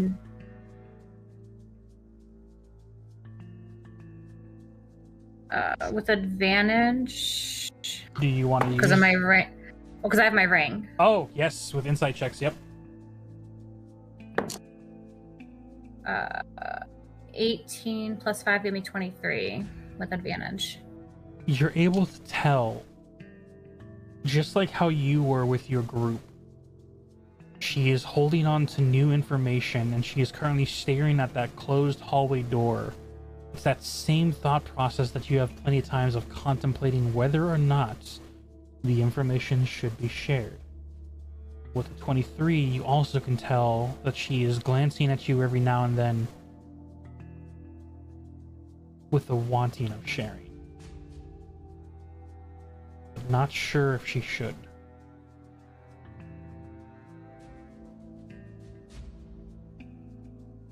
Valerie? Yeah? You know how you came to me last night and you asked me to promise you something? Yeah? And that was, to help you in, figuring out who Leonin was. Can I cash in my favor now? I promise it's not as tedious. Sure. We have a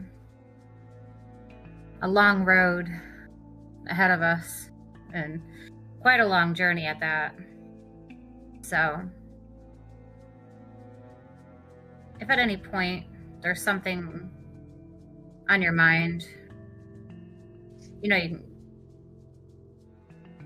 know by now that I've been nothing but brutally freaking honest. I mean, maybe sometimes too much.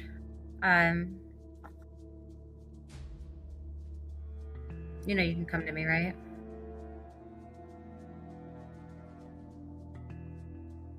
Just before Delphi walked in, the Empress was talking with Una, and I just happened to hear something about you.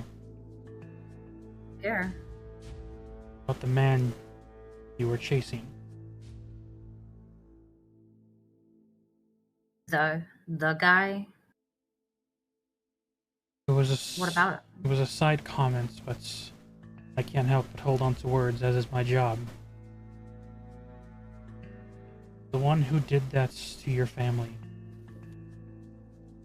did it because of a deal. Who? I didn't know. It was a very just side comment. Simply saying that the Empress doesn't understand why someone would slaughter a family just based off of a deal.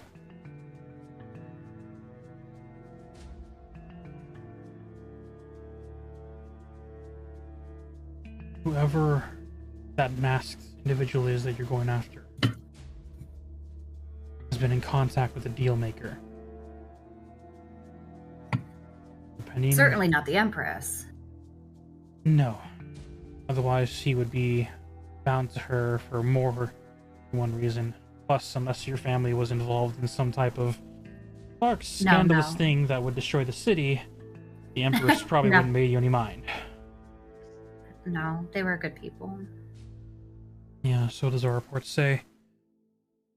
So this one has to be another deal maker from a few years ago when you were young. If I had a guess, probably was when Rodistance first got into the city. She would need connections. To make connections, make deals. But is it Rodistance no more? Yep. Whoever that masked individual is outside the city and beyond the fog.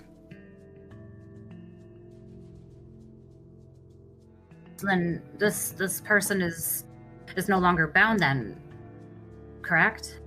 That's correct. But if... Do we know what the deal was? Like why? No. Why doesn't. us? This is my last information leak with you. She's been more clever on what she divulges to me, especially when it involves your case. I just heard that notion on passing. I don't know if she knows the deals and hasn't told me yet, or if she just knows a deal was made. Well, I'll take this one to the grave, just in case she does start to trust you again. There's no point in making her feel like she can't trust you. And if there's one thing that I'm certain of, there's always a way to pull information out of somebody, one way or another. So, do you want in? In on what? I mean, if I find him, Oh, and I will find him, helping you get vengeance on the man who slaughtered your family? I just want the information. I was gonna say I can try and hold him down. Oh, you're darker than I thought, and I love it. Yeah, tie him down. I'll do all the dirty stuff. We'll get him, no matter who's on his side. That's my girl. Oh, I'm your girl now. Leah looks away. Maybe. As you look away, down below, Valinja will prepare the weapons, and that's what she'll do. Durant, during this entire conversation,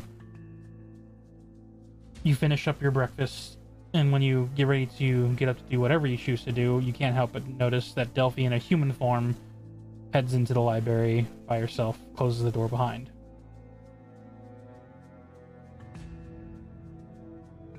Is there anything you particularly do? I'm gonna look up and be like, huh, and then I'm gonna go back to my room. All right. Where the hell is? I don't know. I see 2 P's, an L, and a DU. Yours is the red P. Yeah, no, I knew what. Hey. All right. For the rest of this journey, is there anything in particular anyone chooses to do? I'm gonna start from the left, going across. Sanjiro.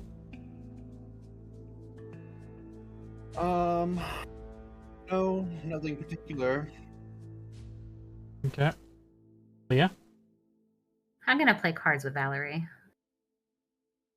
Yeah. For old time's sake. Timothy.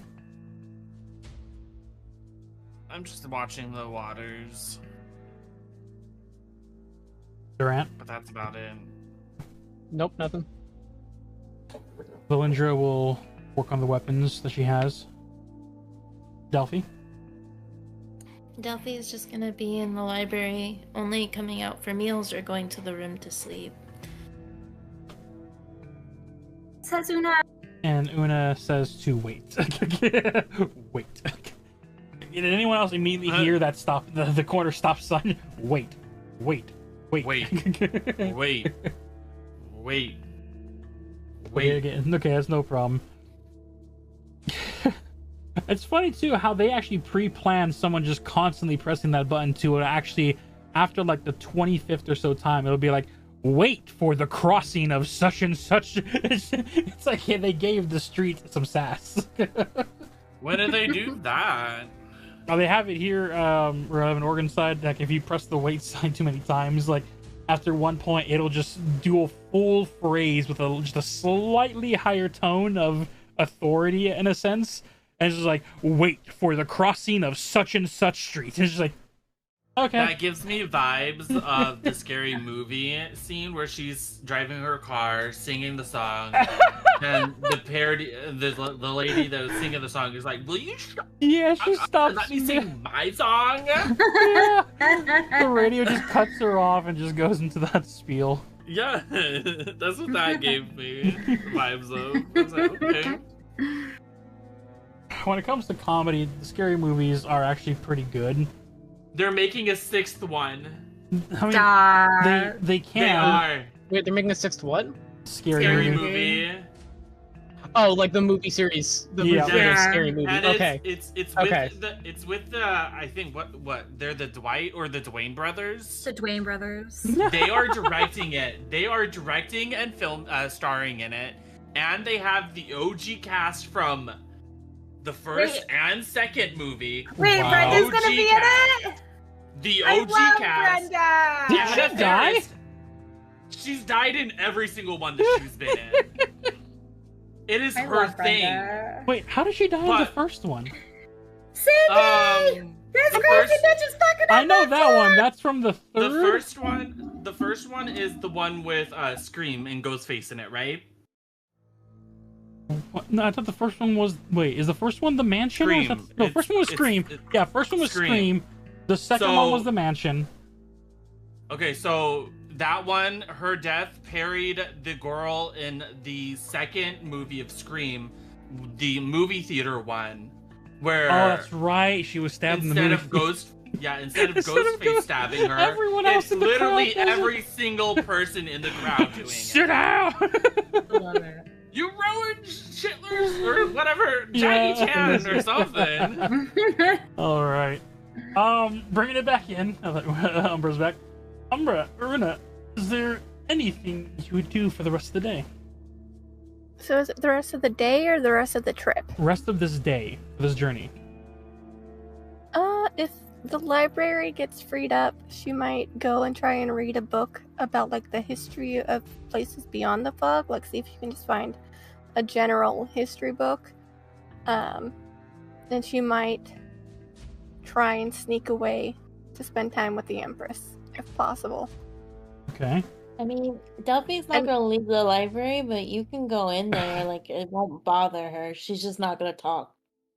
Well, the last thing Delphi said was, "I don't want to be disturbed." And after the reaming she gave the Empress, Una doesn't want to. Is it one of those moments where you gently I knock, don't want to get involved creak with the that. door open, see Delphi sitting in there, and you're like, "I'll come back later," and you close the door again. Yeah. Okay. Pretty much exactly like that. All right.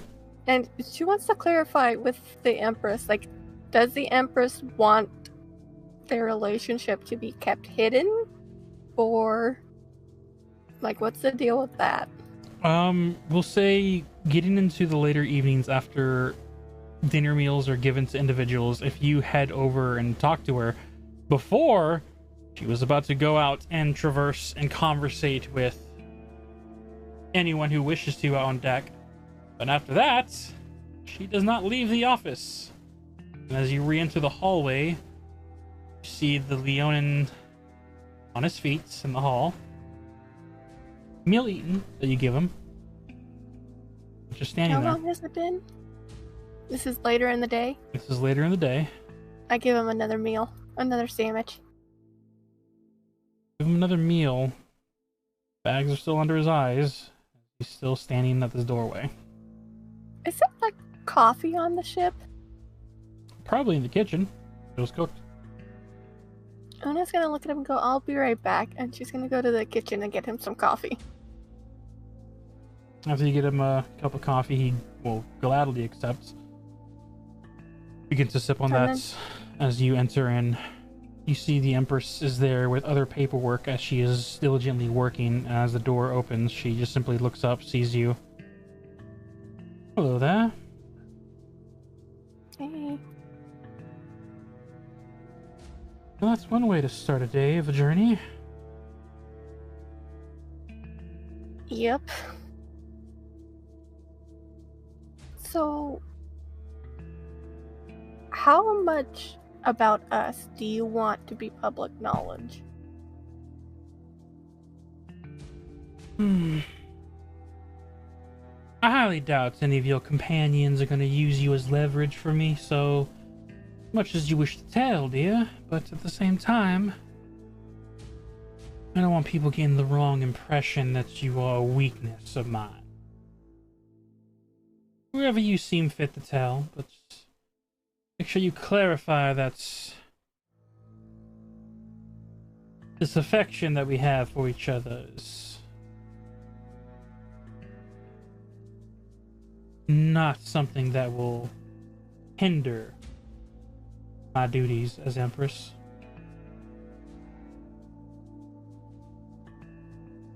Okay. That I can do.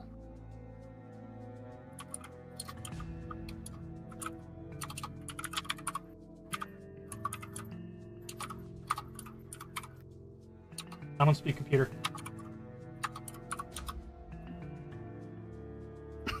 I fear it may have been one of the cats. It's Nimbus. He laid on the keyboard.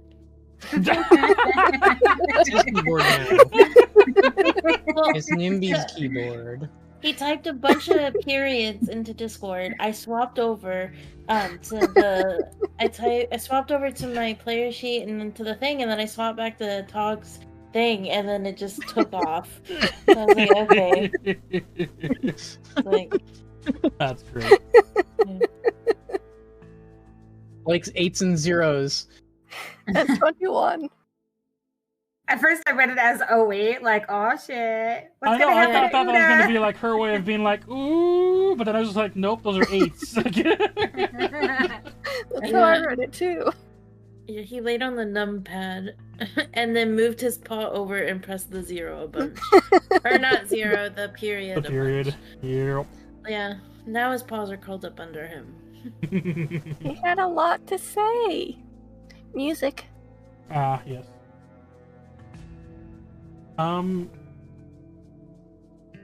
As you wrap up the understanding, stay in her office for the evening. The night will Does come. anyone else come into the office? Not unless anyone else wishes to. Valerie will stay with Okay. Leah for the evening. Whatever room she decides to take. In that case, so that they can all, like, get more familiar with each other, Una will call up Elian again. Okay. Una's feeling very clingy lately. That's understandable. You're on a very dangerous journey if things go wrong. Yeah, so that way they can have a talk, all three of them. All right. Conversations will be casual at first. Do you try and push for any... I'll tell her now. Elian, being the detective she is, she will playfully joke at hints of the Empress's organization in the city, which the Empress will playfully but sternly shoot that information down. Do you try and Fair pick enough. up any specific conversation? No, just chatting and getting to know each other better. Cool. Roll me a d4. Oh, okay. 4. Ooh. You would learn... What's that noise? No, What's that noise? And it's basically just you're gonna learn things about the Empress, the three of you. Oh, okay. And with the 4, Mm. the two of you learn of something that you have seen only once and of passing. Her natural state is indeed that of a dragonborn, of noble blood. But because of her mother being of a fairy, her wings are not draconic. They are fairy form. Described as a pitch black butterfly wings.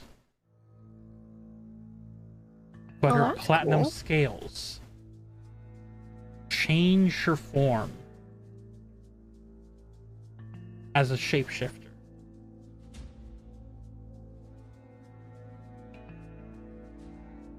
This form that she has taken, this humanoid with the black hair and the armor, is someone that, according to her, she gained inspiration from Intimidation, an old adventurer before they were lost to the first excursion into the fog.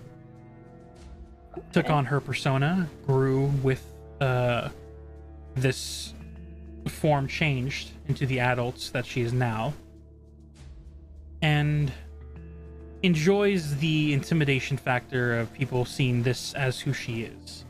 She rejects her draconic form with not a disdain for the race, but more of a nice smack to the face to her father and lineage. Understandable.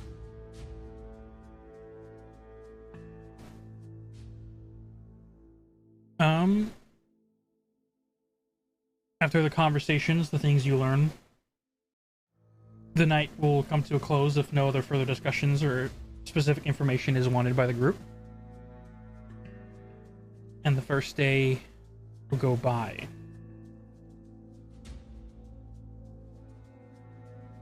As the second day comes to, you guys can't help. Whoever has breakfast and gets to the surface of the deck first will look out towards the horizon, and you will be greeted with about a mountain's peak tall worth of heavy fogs in the distance. As the ship begins to approach the border of where the ocean meets the fog barrier to the east. Timothy will be on the deck. As you begin to head out for this day in particular,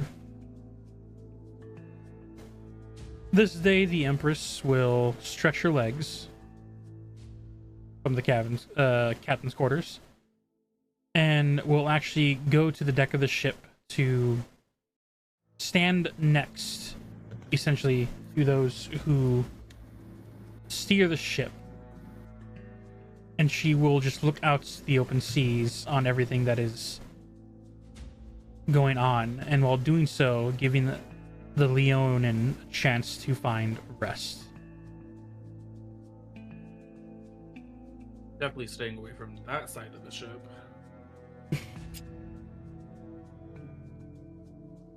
As Una's also gonna stand on the deck.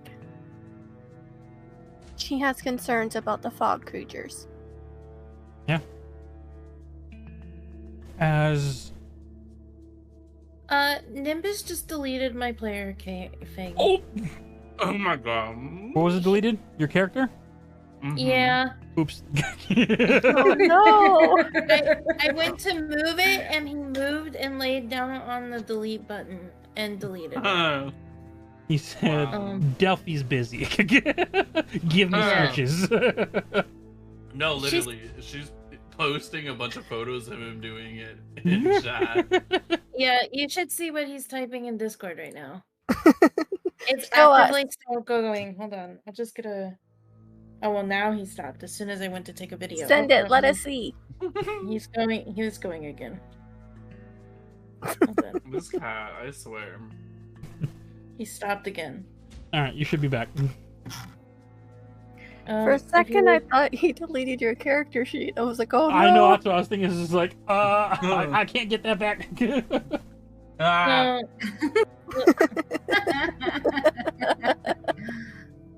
Buddy.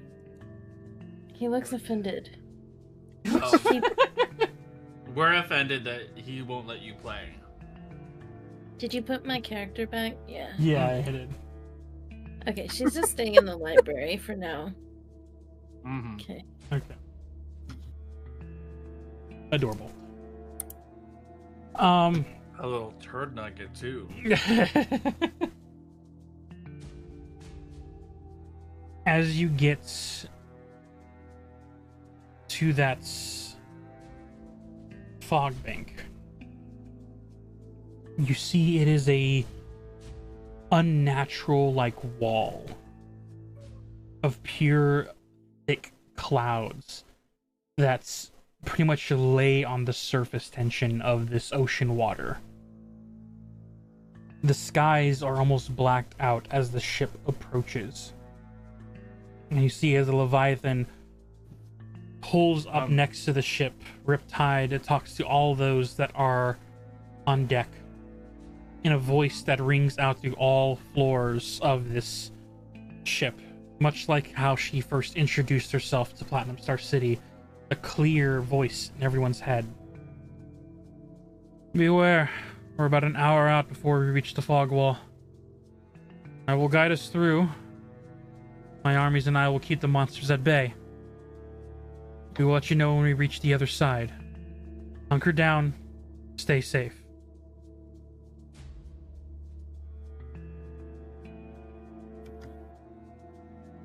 Did I get any word back from Theo?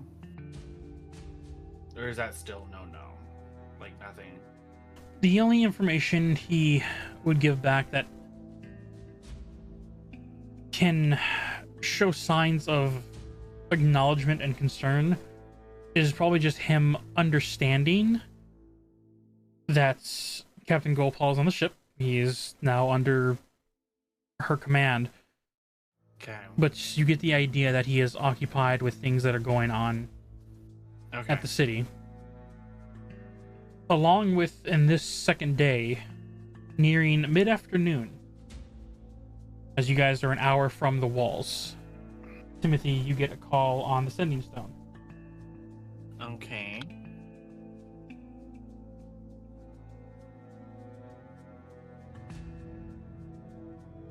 Timothy. Your Hello. father's here. Oh my god. He brought the staff as we requested from a few days ago. Time dilation is not helping in our favor at this point. It's not. Damn. But we have it, so that'll be a thing. He's gonna be heading back. It seems that the first confrontation in the western woods of the Oleander Kingdom has begun.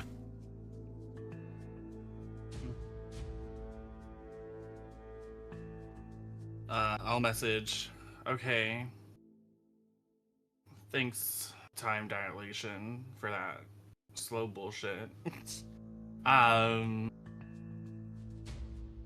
to the wand, I would like to say, I hope you don't mind, but I would like to hold on to that when we get back home. And then for the activity that's going on to the woods, you said to the west of the Oleanders? According to your father, it's coming from the western woods of the Oleander Kingdom. Okay, I will let Delphi know.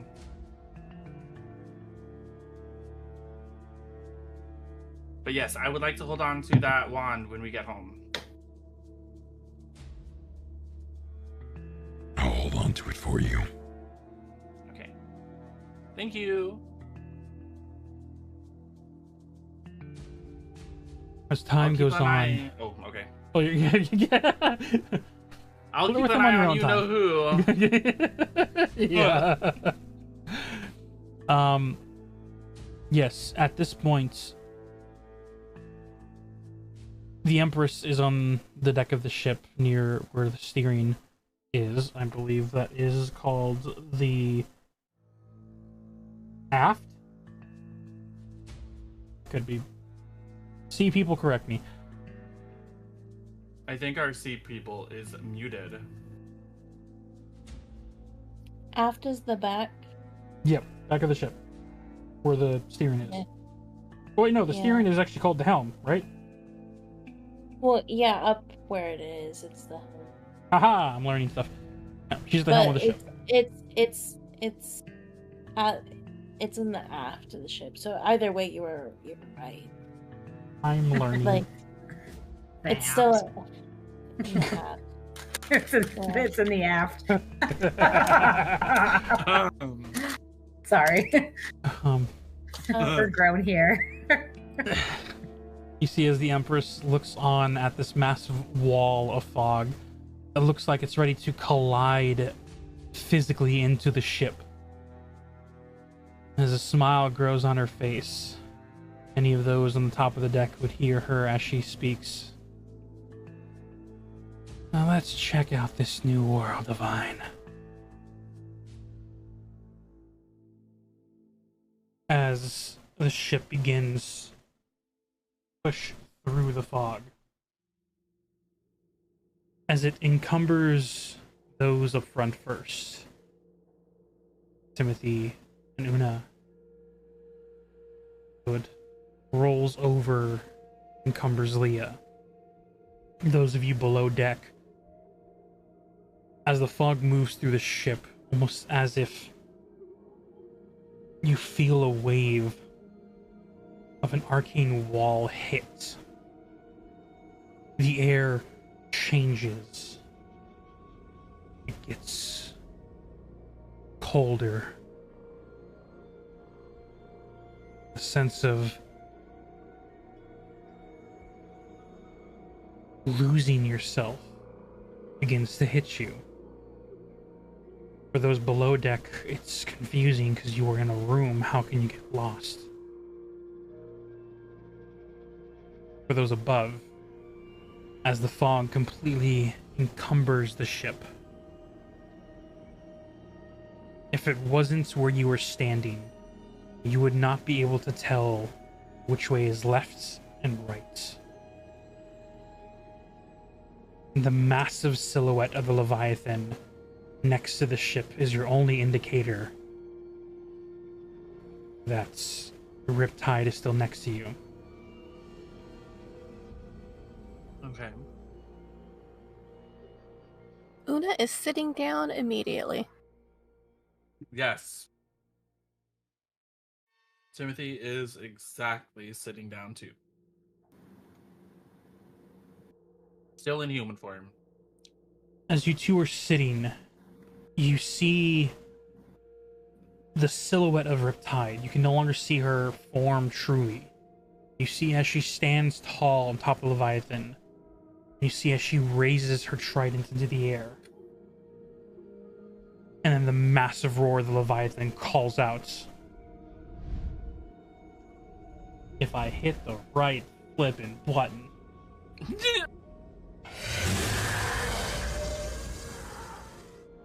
And as it does, you almost feel as if the waters themselves begin to change course. Almost as if the ship has been attached. As the Leviathan takes lead in front of the ship, making the silhouette look like the Leviathan itself is part of it. As the ship begins to move through the fog, right behind the Leviathan, the waves crashing against, giving some shifts and turns, making it more unsteady than the ride thus far. Those of your characters who believe they would get seasick are beginning to have to make constitution saves. Timothy is fine. I don't think Una would get seasick, but I think she is quite anxious about this and is like growing vines from the floor beneath her to like hold on to. Very well. Even though Timothy is slightly scared, he is laughing this entire time. Can't help but just imagine Jack Sparrow laughing of just chaotic, crazy laughter in the background. Chaotic neutral laughter, too. I don't know how that sounds, but there.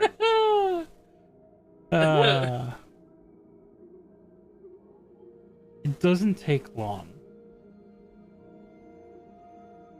before you are just completely trusting the Leviathan is heading in one straight direction.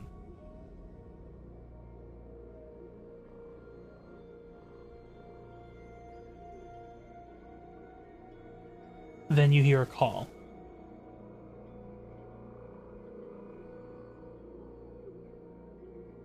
Prepare for battle. Creatures are approaching. Battle? Battle? Uh-oh. You watch as the fish folk immediately grab their bidents, scepters, tridents, whatever weapons they deem necessary. As you hear the roar of the Leviathan as he glows in purple energy, cackling in the fog, giving lights. And just as he billows out, giving a beam of like almost a lighthouse of brightness in one direction towards the water. Immediately emerging from the waters, grasping on to the side of the ship, you are introduced to these undead, almost ragged, ripped clothes as these skeletal-like humanoids begin to latch onto the ship and climb aboard. I would like those... Wait. Yes? Are we still not really able to see where we are on the boat? On the boats, you are able to see silhouettes of the ship itself. You cannot get any clear pictures if you are not within a 15-foot radius of something or someone. Okay. Does Una have time to, like, crawl over to where Timothy is? You can if you wish. Okay. Do those of us in the bottom deck... You heard Riptide's voice as she told you all to prepare for battle as enemies are approaching. So you are aware, and everyone, I would like everyone to please roll for initiative. Since we're in the hole, do I have time to run towards the stairs, or I no? would say I'll give you 60 feet of movement, and this will be free movement before your turn. Because there was a moment a Riptide said to prepare before these actually got to the ship. Okay. Oh my god. Can you be inside of my little dice tower, please? You're asking too much of your dice. Alright. So I can be here then. Okay. Do we all get that? Oh yeah, you all got that call out from Riptide. Her voice reached everyone's mind, so even Valindra, I rolled for her as well. Wait, are we rolling in Initiation? D&D Beyond, or... Dice. Does it matter? Dice. Roll however, Anywhere. however Use your the hell you dice. want. I and sent you all or dice. D&D. I hope you would use them if you have room. Oh! I used it on. I rolled a 17, but everybody else was rolling in D&D Beyond, so I rolled in there too. But I like my natural roll better. Can I use that Oh. one? I would say I use my I would natural. pre-dictate which dice you're using and then stick to it. For this particular I moment, wasn't I will sure. I let thought you you wanted to choose. see. Yeah, I'll let you choose your natural dice if you wish, but just Okay. then stick with Okay. rolling with your natural dice. Okay. Well, like I rolled it naturally, and I was like, wait, but then everybody else is rolling over here. Am I supposed to roll over here? But then Pi was like, no, I'm rolling. Okay. Okay. I got a 16. All right, I'm gonna go I down have the a list real 30. quick. Give me a sec. Okay. 25 to 20. Dirty here. 20. 23 from Sanjuro. Yeah. Quick question. Yep. As Durant comes out of his room, can I hop on his shoulder? Oh yeah, I'll allow it. Okay. So then that becomes my Your movement. Yep. So okay, so how far did you have to go to get to my room? Well, I guess far. well, I guess it doesn't matter because if we both have 60 feet of movement, we both have to move at the same time. Me moving any farther would make you not be at me, so we can move an extra however many. But you moved 60 here? Yeah, 60 was Yeah. here. So then and then you'll just be on my shoulder and we get the extra 5. Math. Mm-hmm. You had 25 to 20. I had dirty 20. Yep. Oof. Okay. Okay.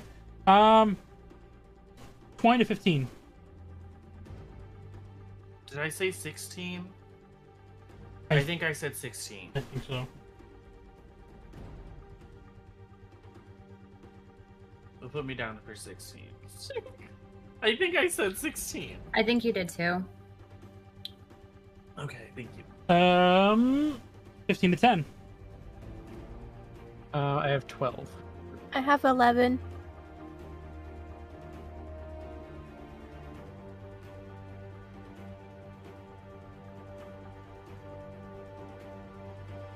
Oh, yeah, Timothy. I have 13. I have 13. I forgot to say. Oh, so you're going in front of Durant and okay.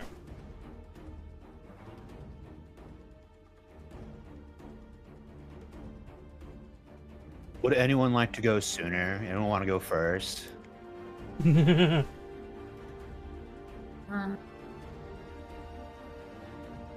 Why? I don't know. Maybe someone wants to take that turn first. It goes in line to our initiation roll. I have feet that I can swap with Yeah, someone. his feat is he can actually go down in the initiative order and swap places. I think I'm okay with 6. You can swap places? Initiative. Initiative. Yes, initiative swap. I'm pretty sure. No, I'm just confirming that is what it does. Is it swaps it? I'm pretty sure that's what I read. I'm already second, so it'd be up to one of you guys. Alert. Initiative swap. Yeah, we're good. Immediately after you roll, you can swap with one willing ally in the same combat. Yep. Unless they're incapacitated. Yep. No, I'm just thinking because Delphi is currently before me, which isn't useful to her. No, you wouldn't be able to switch to others. It would have to be with him specifically. No, I know. But if Delphi is before me, she has to move off of me to move, and then I also have to move. It'd be helpful for you to switch with Sanjuro then. So then Delphi would that's be. what it does. Yeah. Delphi is somewhere to. I have no idea where I am. Okay, so you're don't- below You're, deck. I you're at the very bottom. You're in the third deck down. I don't have to move. No, you don't. But you then can't do anything. Looks Yeah, like hold because your you're waiting action, for but Durant at the to same move. time you're waiting for Durant. Yeah. So in this You, particular Durant, you should case, switch with Sanjuro. do Sanjuro you want to switch with Durant? Do you want to switch with me? You want to go first, Durant? I'll take going first, but you can keep it if you want. It was just a thought that I had. I do have No, things go I first. can do. Okay. Yeah, no. If No, you have it's things you only can do, Durant. I mean, You it think- depends. Do you I want would a let Long Gerard Strider? do it. So you I don't think Long Strider will do any. Don't. All right, never mind. 'cause- Forget to say anything. We had to go. We had to go like 10 feet. Long Strider is a little. No, Overkill. We're on the third deck. Well, so the 3 layers of the ship are the top. There's like There's layers.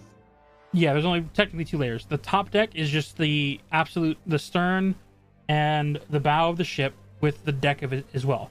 The second layer that you see in the map just shows the 2 quarters that are on the deck floor, and then the you're third saying layer is the one below. There's a door right here. Yep, that leads into that Okay. second like- image. Like technically these 2 people, Una and are sitting in Leah front of the and- door. Are on. What's her like, name? Right Yeah. here. Yeah, they're right here. technically right here. Yeah, I'll move Okay. I'll move us Okay, up so that- it's not confusing. That makes it so much clearer. Yeah. We were just in that corridor, so I just moved us down that middle section. But Yeah. All right. With everyone's initiative down. Is that what we're doing? Are we switching? No, it's fine. No. Okay. I'll Okay. keep mine. I'll keep mine. Okay, that's fine. We'll be back then. 1 second. Yes. Okay.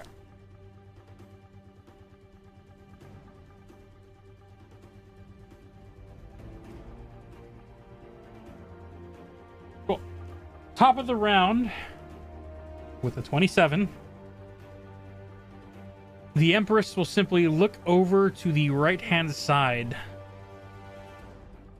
Will approach it with gusto, pull out a heavy...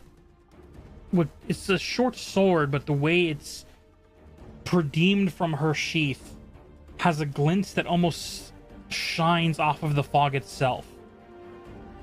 She will take her strike against the undead that is there. Oof. 16 will hit.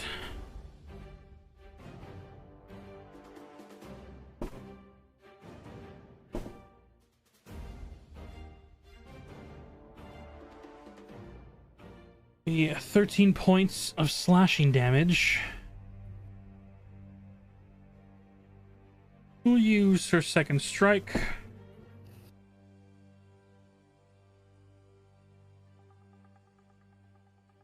I can math. 22.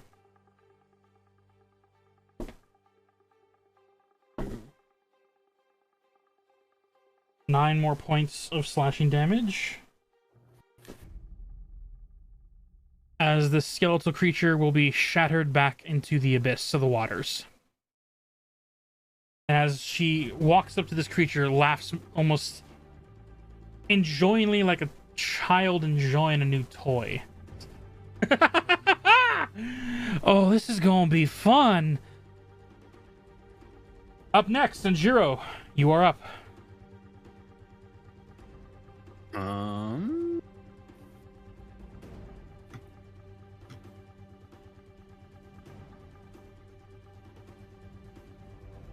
You see the silhouettes of 2 skeletal figures climbing over the side of the ship, and you hear calls from other locations of others being spotted.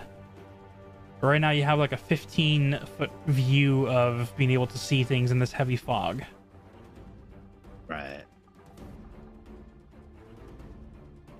Actually, So I'm gonna move here.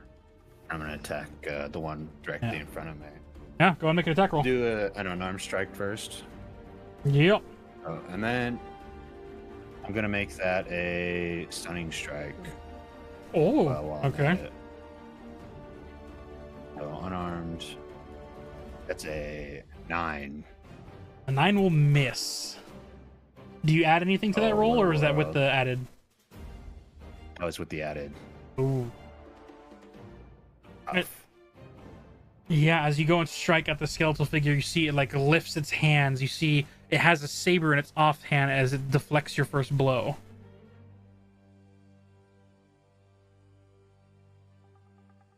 Any bonus actions or second strikes?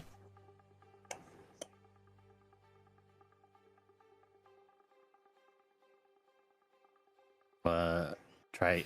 Does the first move have to hit, or do I still get that second attack anyway? You still get that second attack Oh, anyway. 5.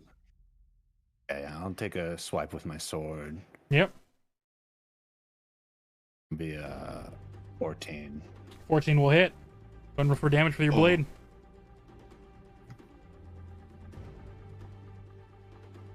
12.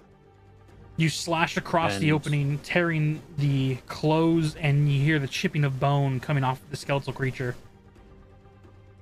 12 points of damage.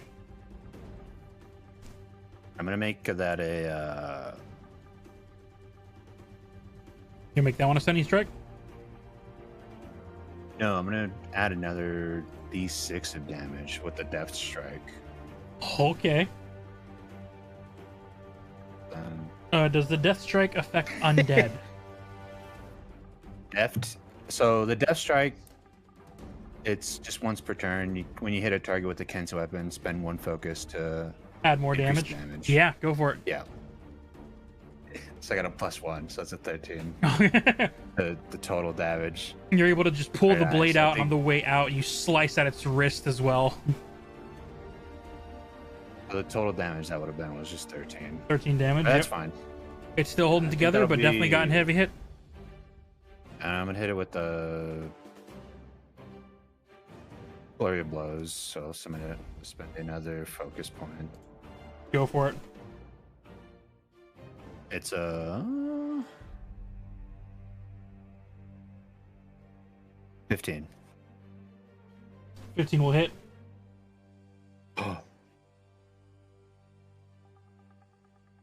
The 6 damage, bludgeoning.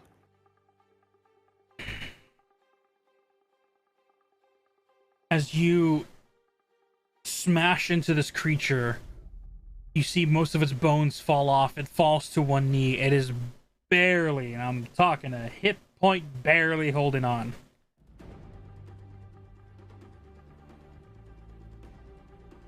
That'll be my turn, I think. Is there anything else I can do? You don't get 2 strikes with your Fury Blows? Oh, no, I'm pretty sure. Right. Flurry of blows. Should have 2 more attack actions, I believe, unless your stats say otherwise. Oh, it's 2 unarmed strike, Isabel. Okay, I got a second. You're right. Yeah. Punks. 13. 13 will hit. Oh. 12 damage. You go over as your blade cuts across. You then move to your unarms, hitting it once more, making it fall to his knees, and you just go for a full-on, like, almost a straight up kick to the bottom jaw of the skull of this creature as its bones scatter back into the waters.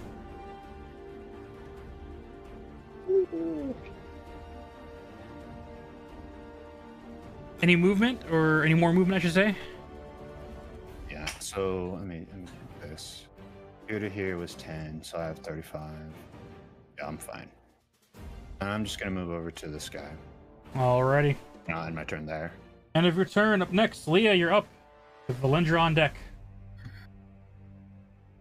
I'm going to approach the one. Hold on, that one's too far, I think. Yeah, that's 30.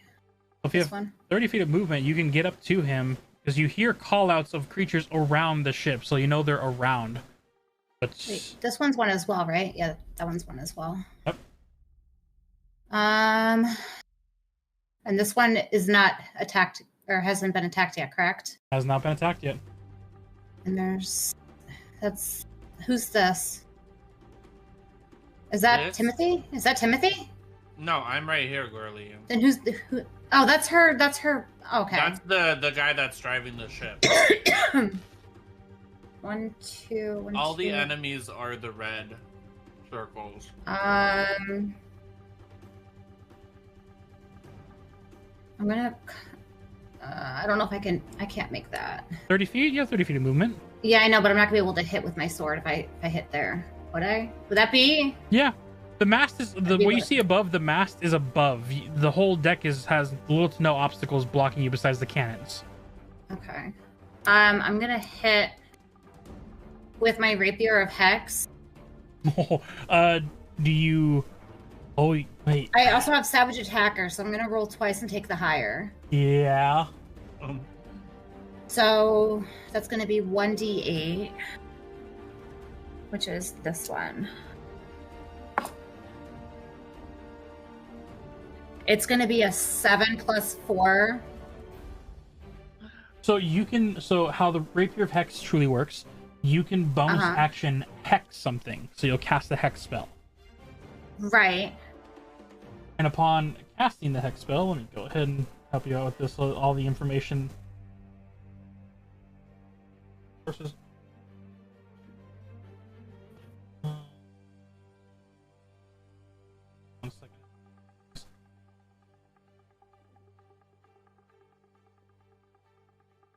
Go for hex. Bonus action hex. Here we go. Is that does that have a distance? You can, yeah. You can shoot it up to 90 feet, so you can hex from 90 feet away. You place the curse on a creature that you see within range. Until any return, you can deal an extra 1d6 necrotic damage to the target you hit when you attack it. Choosing one ability when you cast, the target will have disadvantage on one ability of your choice. Okay. So any checks that it would make of that chosen ability would be at disadvantage. Okay, I'm gonna hit him with the rapier, but I'm gonna bonus action hex, and I'm gonna cast it at the one standing behind him. This one? Hold on. I blew up my character sheet so I can see all of my stuff. Yes, the one that's 25 feet. Due to the fog, do you need clear line? I can only see. You can only see 15 feet in your surrounding areas, besides call-outs from others around the ship. Okay. All right. So then I'll just cast it at him. That's fine. I will mark him. Well, he is hexed. Ooh, better yet, actually. I have a hex token. Alright, you deal an extra 1d6 necrotic damage every time you hit him. 1d6. That's this guy. What'd you roll to hit? I've rolled a 1d8 plus 4 for the rapier. The damage, but what about to hit him? Oh, the DC is up. Is plus 10. You have to roll to hit. So roll a d20. Add the hit modifier to see if you can slash at this undead creature. I rolled a 19. Oh, yeah. You definitely hit him. Alright, so the damage total would be now the damage dice plus what you see next to the rapier blade. And then you get to add a d6 necrotic on top of that. Does this fall under Savage Attacker too? Yeah. Like, do I roll this twice as well? Okay. Wait, no. Is Savage Attacker for melee strikes or all damage die? Features and traits. I think it's all damage. Once per turn, when you hit a target with a weapon, you can roll the weapon's damage twice and use either roll against the target. Yep, it counts also for the necrotic. Okay. Where did it go? Oh, I put it down. 4. It's gonna be 4. All right. So how much for the rapier damage alone? The piercing or slashing? So I had a 7 plus 4, which gives me 11. All right. Points of damage, and then it was 4 points of necrotic on top of that. Yes. As you deal the slashing damage, slicing the rapier through the body, you see it punctures the clothes and bones of the skeletal creature. And then when the rapier's ability tries to latch on, you see necrotic damage doesn't seem to be doing anything to this undead creature. Makes sense.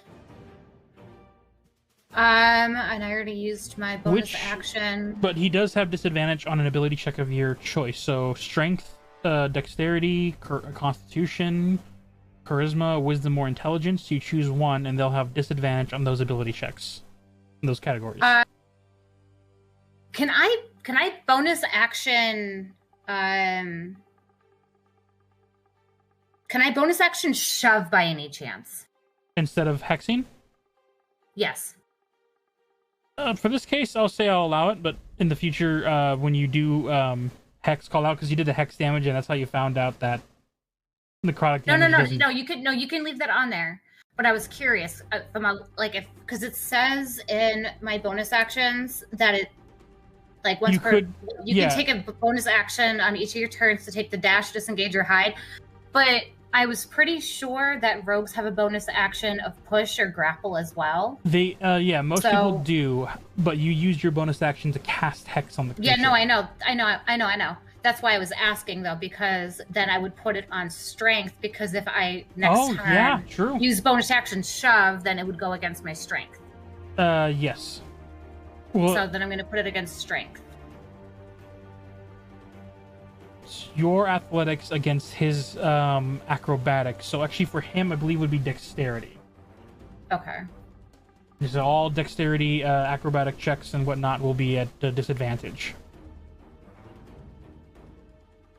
All right. End of return? Yes. For Valindra. She is asleep.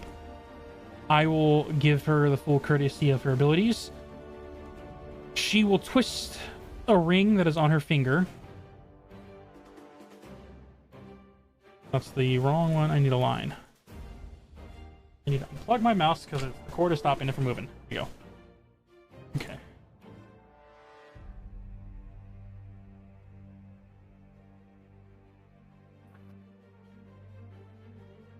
Five.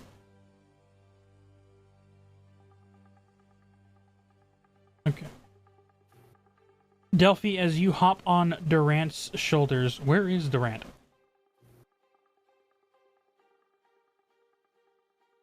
I'm under Delphi. Might be under. Under Delphi, Yeah. got it. You both watch as Valindra, with great speed, rushes past you all, gets to the stairs, gets to the top of the stairs, runs into Leah, peeks her head around the corner. We'll see this creature here, thanks to the new ring of haste that she has. We'll be taking...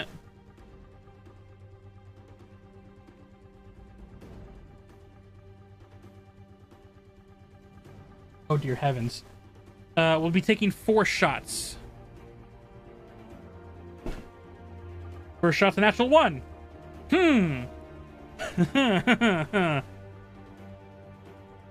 Okay. I'll say with a natural 1, she pulls out her hand crossbow, fires, it jams because she moved too quickly.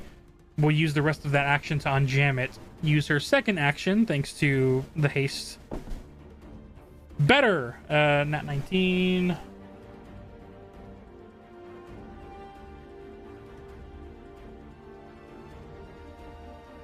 I'm bouncing between characters. I'm trying my best. Oh, they have a plus 11. Jeez.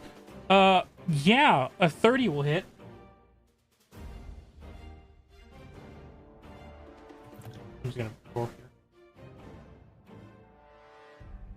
12 points of piercing damage against the skeletal creature. We'll be taking a second strike. I'm just gonna roll on D. 30, that's a nat 20. So a 31 will definitely hit. So max damage plus... Oh boy. Max damage of 2d6. That's 12 plus 6, on max 18. Yeah, you know what? As she gets to the surface with great speed, Una, you are in front row able to see this. She pulls out one crossbow, fires once, gets jammed, unjams it, loads the new crossbow bolts, fires again twice, and just shatters this skeletal creature back into the sea. She will use the last of her movement to get over the edge onto the deck to not block the stairways. And that'll be her turn. Timothy, you're up. Okay. At least I could do anything after that. I'm going to move one little, right there. No, I'm going to go a little bit more. Okay, right there. Yeah, sure. Yep. And then I'm going to cast a level 2 spell, Spray of Cards, which is a 15 feet cone of spectral cards. Each creatures in that area must make a dexterity saving throw. On a failed save, a creature takes 2d10 force damage and has the blinded condition until the end of its turn. On a successful save, a creature takes half as much damage only. On what's that? Constitution? Dexterity. Oh, dexterity. Mm-hmm. 10. 10? Okay. Well, this is the cone. Yep. And then 2d10s is the triangle one? No, not that one. No, 2d10s are the ones that have a copy of itself. One has double Like digits, the one has alien single. spaceships? Yeah. The ones that only go to 0 Yeah. after 9? Okay. 0 is a 10, but yes. That one fell. Okay. I got a 7. Okay. And a... Is a 9 the one with the number under... the dash underneath it? The dash underneath tells you what the number is. So if it's below the enclosed circle, that's a 6. If it is below the pin or the number drop, it's a 9. Okay, so 9.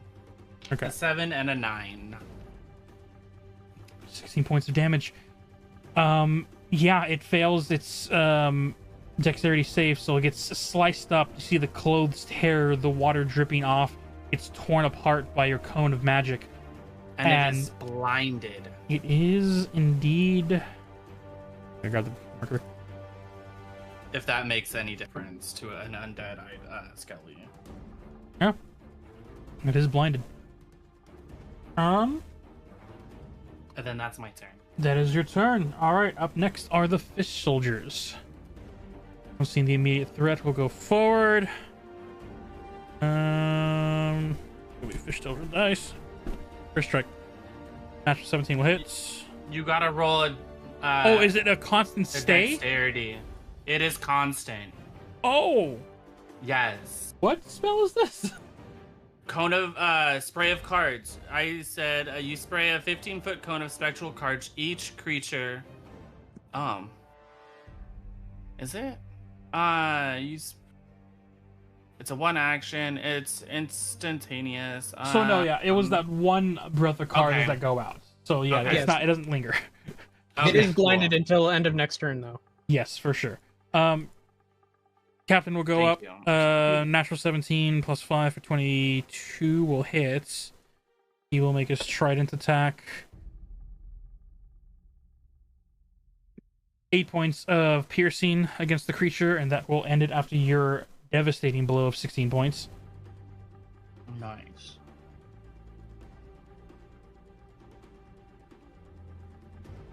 After that, Captain will call amongst other fish folk. And the one above will use a crossbow bolts to fire at the one that's is in front of. He'll be at disadvantage because of the fog. Tends to lower. 13 will hit.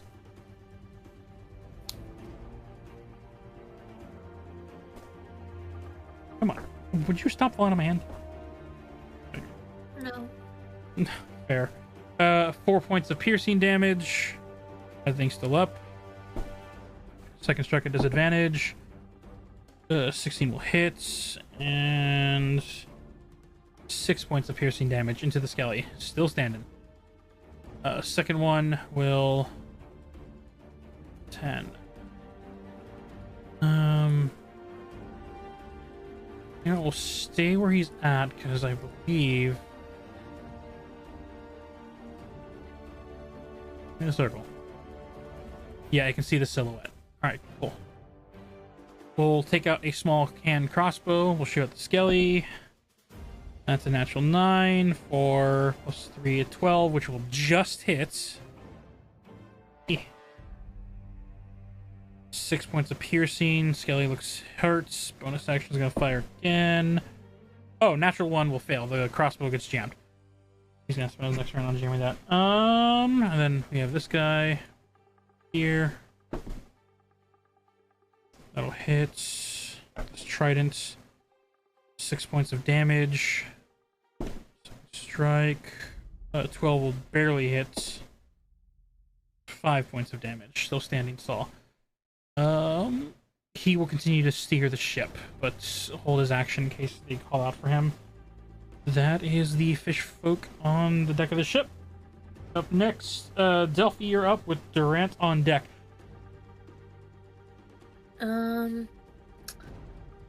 So I'm on his shoulder, so I'm not going anywhere. You don't want Longstrider? One of the new things, and I'm only bringing this up now because it's one rule that I actually do enjoy. I think I would enjoy. According to the new D&D rules, if someone, a player, is ahead in initiative order, they can't switch, but they can drop their initiative to go after someone else. So they can hold their initiative, but when they kick back up their initiative, they're stuck there. So if you want, Delphi, you can drop below Durant, so Durant goes first, and then you go directly after. So you're not swapping like Senjiro can, you are holding your initiative for later. If you choose. Okay. Alright, so Durant, because you're up next, you will go before Delphi, and so Delphi will go after you. Okay, so, and does that stay like that for the rest of combat, or It just stays until... like that for the rest of combat. It does not switch back. Okay, well, we're gonna run upstairs.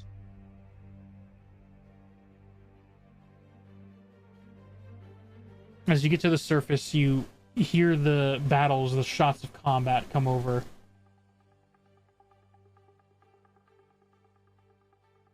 And you said we can only see within like 15 feet?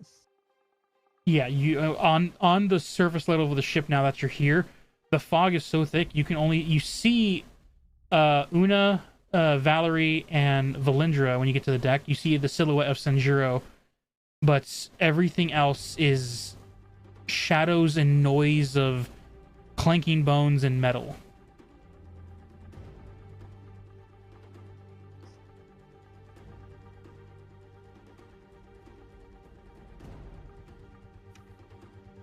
Wish I still had my big hammer equipped, because that wouldn't cause light to make it harder to see. You're gonna turn on the headlights in a fog again? Yeah, well, no, I'm not gonna do that, because that's a stupid idea. I pull out my sun sword. We're all blind. Well, where do I hear the most fighting coming from? Currently, after getting to the surface, you hear the sounds of crossbows being fired in this direction, along with the sounds of combat coming above higher. Okay,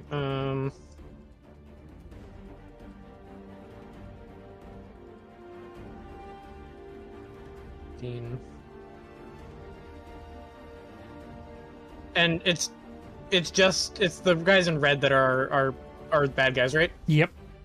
Okay. Well, at worst, this just gets Delphi closer. I will put myself here, I guess.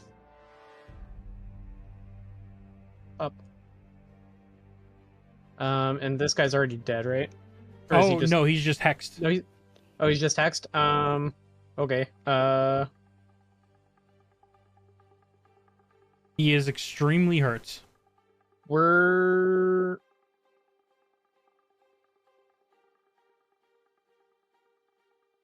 Wait a second. Wait a second. Wait a second.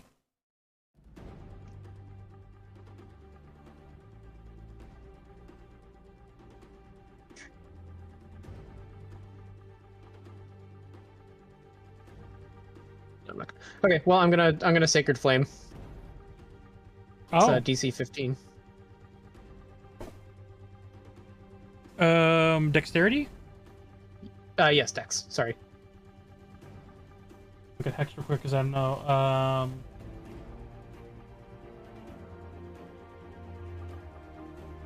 No, Hex only affects ability, not saving throws. Unfortunately, that is a dirty 20. Yikes. Okay, well, then it does nothing. That is the end. I have a bonus action, but I don't think I can do anything with that. Yeah.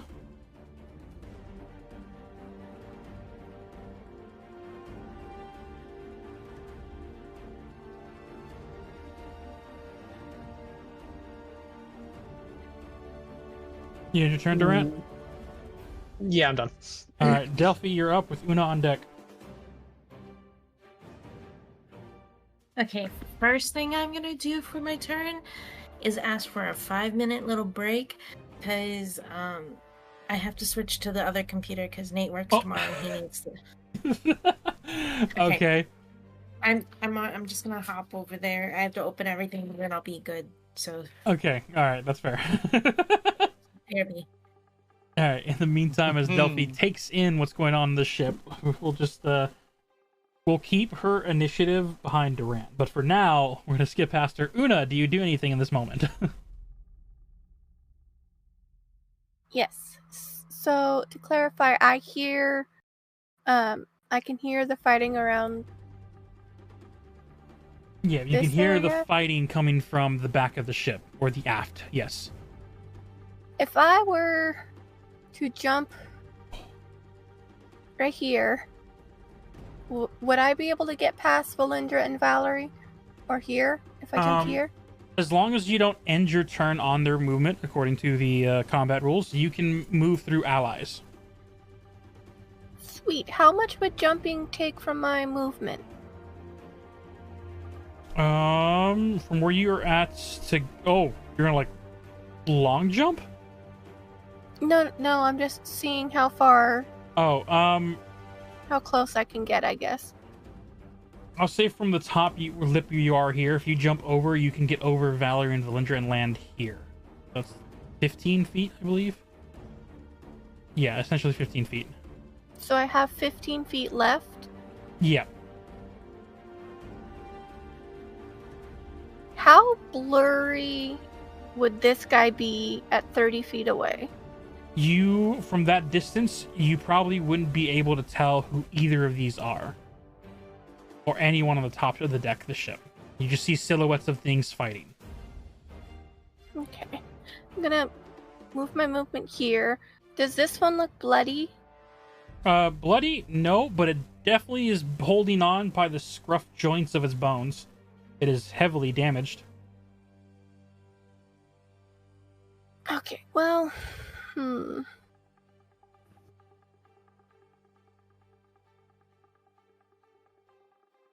Fuck it, we ball. I'm casting Moonbeam on it.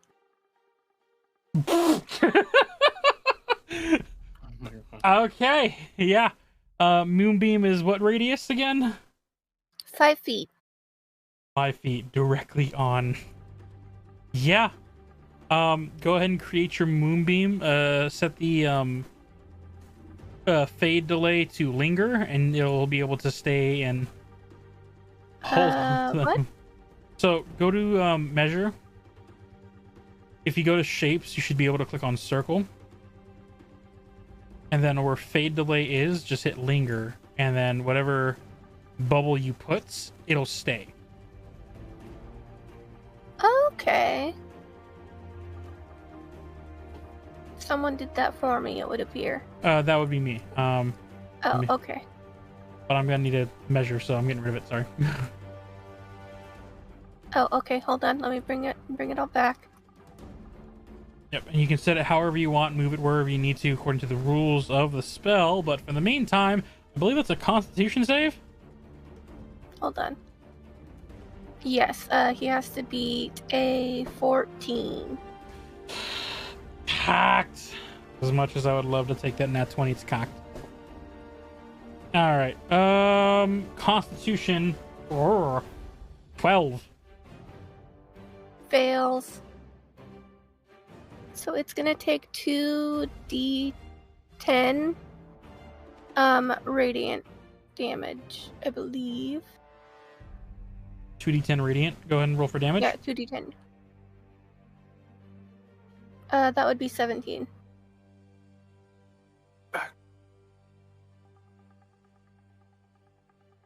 And because it's radiant, well, not just because, but damage has been dealt.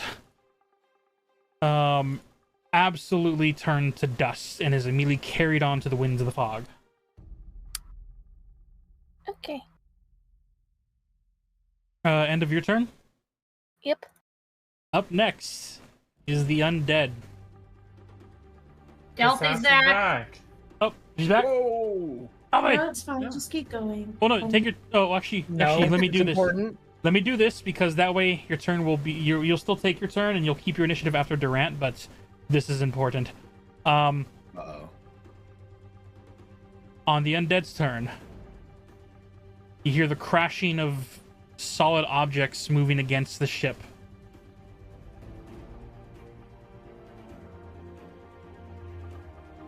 As more undead pirate-like skeletons begin to climb aboard. And then coming...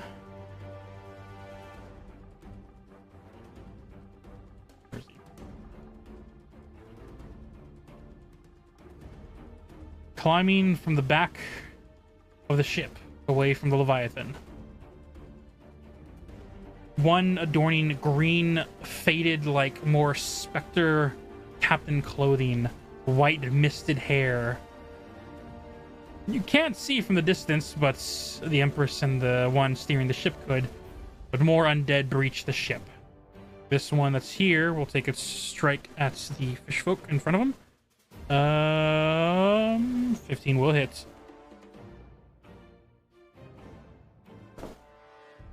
Oof. Wow. Cool. That's 16 points of damage to that fish guy. On save.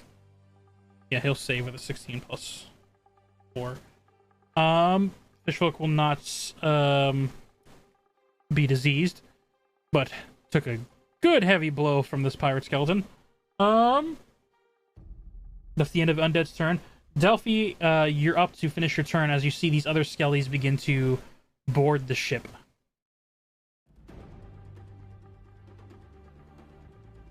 Okay.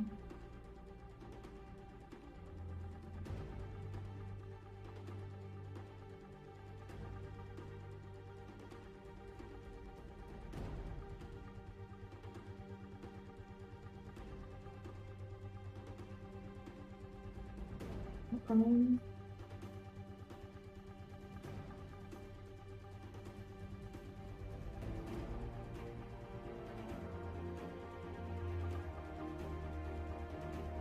I'm going. You said we can see 15 feet? You can see up to 15 feet. Everything else becomes like a silhouette or hidden with the fog.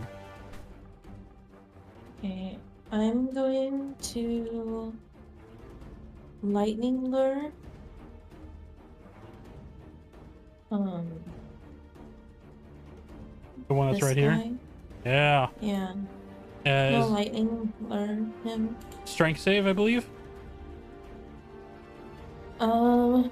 Strength saving throw or be pulled 10 feet in a straight line towards you, then take 1d8 lightning damage if within 5 feet. That'll be a 9 to save.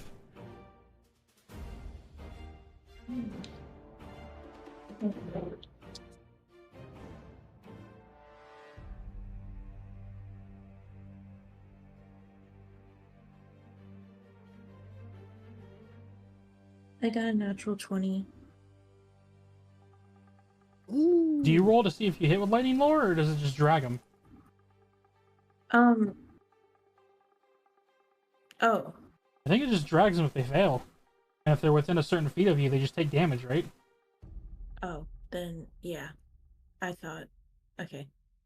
I Yeah, got confused. It's all good. You create a lash of lightning energy that strikes one creature of your choice. You can see within 15 feet. Target must succeed a strength save. Failed. It's pulled 10 feet towards you and will take 1d8 lightning if it's within 5 feet of you. So yeah, it gets drilled right into you, Durant, as you see Delphi pull over with a lightning chain. An undead right on top of you, basically. But will take 1d8 lightning damage. Go ahead and roll. Okay. Just him, right? Not me. I got a 1. Just him. Okay. 1 point of lightning damage will be damaged nonetheless. 19 more to go. Is that the end of return, Delphi?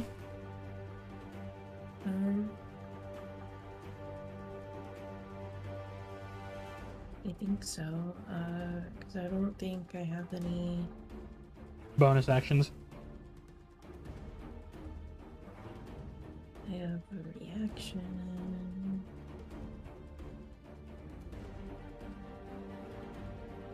Yeah, I think that's it. I don't know if I have bonus actions. I don't even know how to tell if you do. If you go to your actions and scroll down, it'll say in the bonus section what you can do for bonus actions. If there's nothing there, then there's not much you can do for bonus.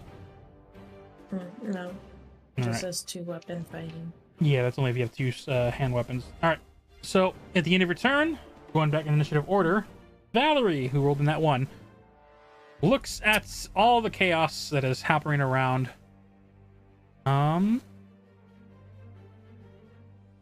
We'll head down the stairs. Bonus action hide. Come back up and make a sneak attack towards the Skelly. I know she knows what she's doing. All right, girl. I see you. Oh, well, good thing their AC isn't high. 14 will hit. Sneak attack damage. Where's this bitch going? Why is she hiding? I know Leah don't love any freaking whips. 11, 16. 16 points of piercing damage as she comes up from below deck and just chucks a blade towards the skull of this creature. He is heavily injured.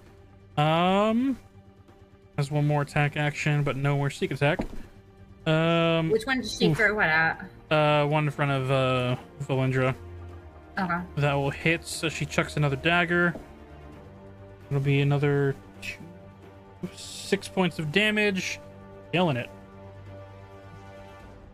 That'll be her turn. Top of the round.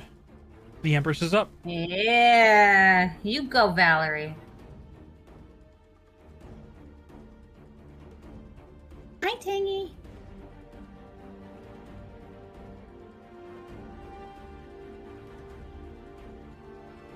How's it going? Okay. As the Empress sees this new authoritarian, like undead specter approach, she will begin to approach it as a voice resonates outward. Oh, this one's mine.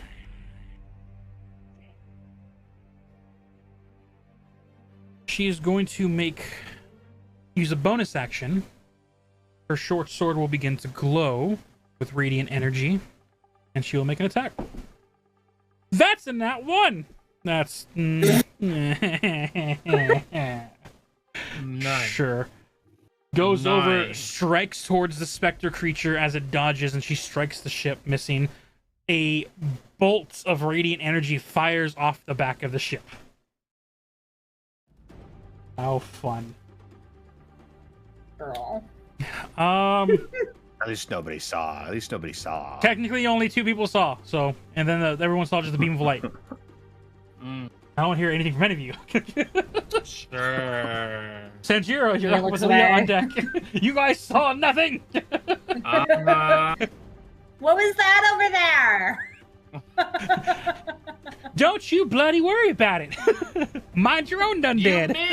You missed, didn't you? You need help? I don't hear any proof from you, violent boy. Bitch, at least I hit my hits. Prove it. Oh, bitch, it's on. Sanjiro, you're up. I'm going to...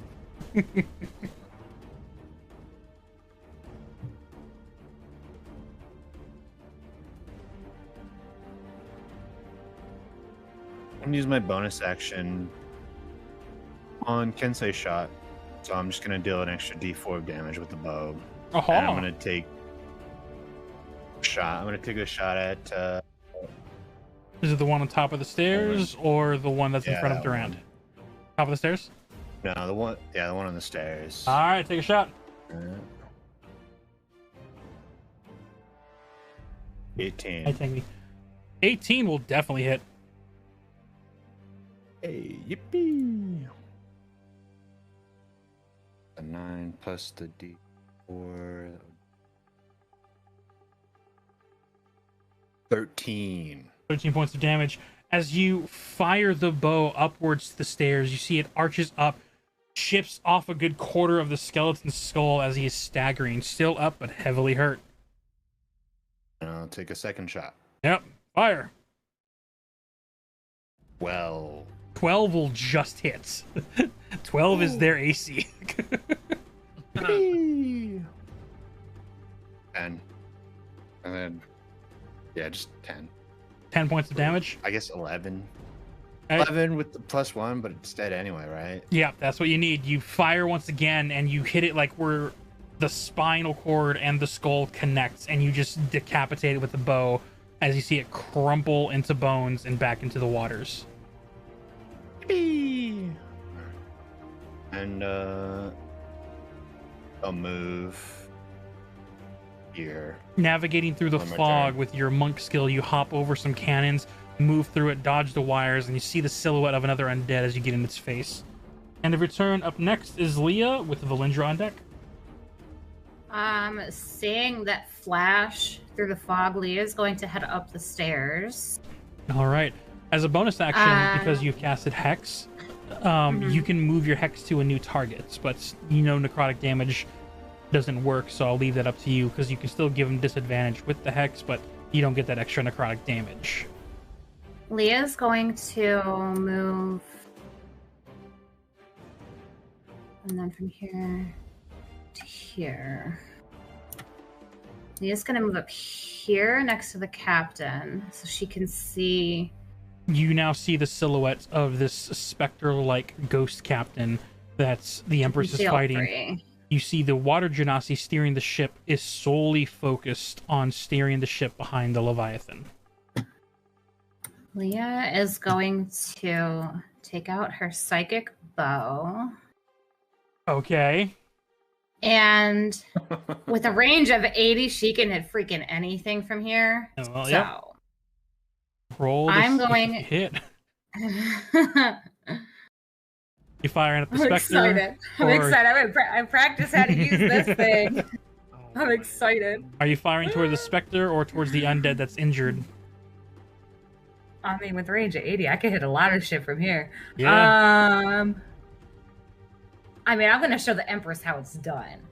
So I'm going to hit the Spectre. All right, make a shot. All right.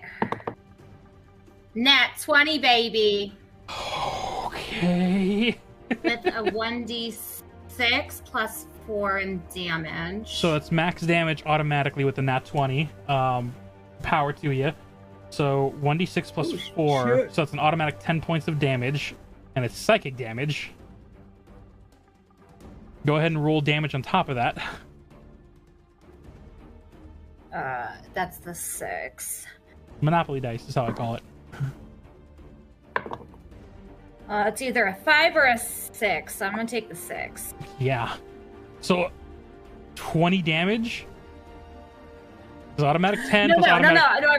I rolled. Wait, hold on. Go ahead. I rolled twice because of the savage attacker.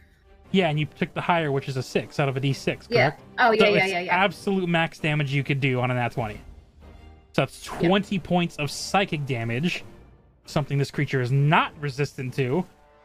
And you see as the specter's form just shifts in and out as the ghost-like hair begins to dissipate with the mist, and it's trying to hold its form, and took the brunt of that devastating blow. Ow. He is definitely injured. I look at the Empress. Like that, you want to hit it. There's always a job for you at the Obsidian Rock if you ever decide to come over. I'll think about it. We pay well.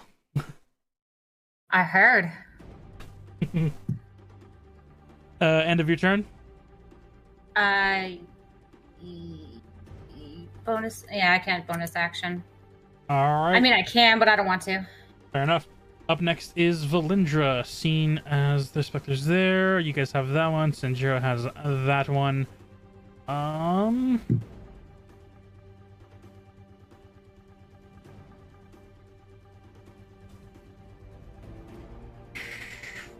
10, 15, 20, 25, 30, 35, 40. We get to the top of the stairs here. Sees the specter here, already hurts. Thanks to the haste ring.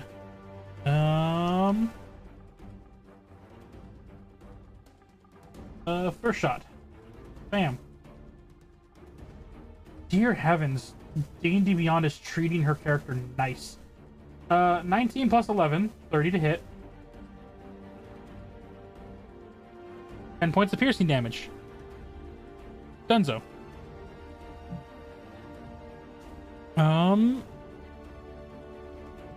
If haste gives her extra the movement as well, so yeah. She'll step just slightly more forward, look towards the specter. Use her second action to strike again.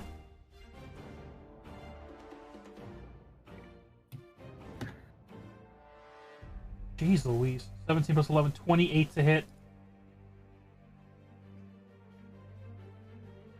11 points of damage. Does she have... Her favorite enemy is Beast. That's not going to matter.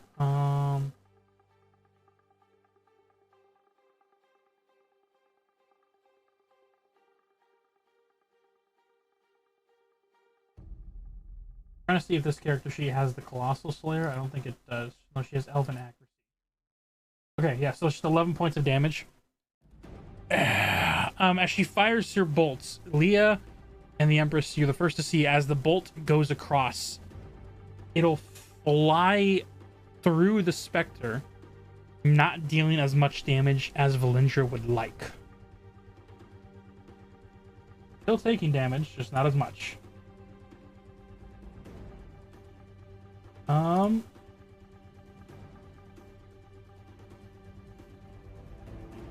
She can technically action again. Yeah, she'll action again because thanks to two attacks. So, being a ranger, I'll let her shine. 16 will just hit. 7 points of damage, halved to 3. Dealing more damage to the Spectre. Final attack. 26 will hit. 9 halved to 4 damage. You see as she just fires a crossbow, hand crossbolts, and is just like unloading, reloading, unloading again extremely fast into the Spectre. That'll be Valindra's turn. Timothy, you're up. Can I put my... I was going to put my hex on the one up by Timothy because that hasn't been touched yet. That is across the ship. You would not be able to see it. Oh, I forgot to add. I forgot to do it before. I'm sorry. All good. The one that's by Sanjiro currently hasn't been touched, right? And I have vision of that one. If you have a silhouette vision of that one, it has not been touched yet. Can I hex that one? You haven't used your bonus action, so I'll say yeah, I'll allow it. Thank you. That's the end of Valindra's turn. Timothy, you're up.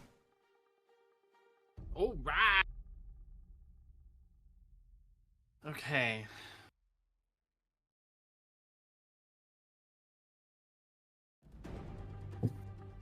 I don't want to hurt that little sea dude. Can I use Dissonant Whispers on an undead? What kind of damage does the whisper do? You whisper a discordance melody that only one creature of your choice within range can hear, wrecking it with terrible pain. The target must make a wisdom saving throw.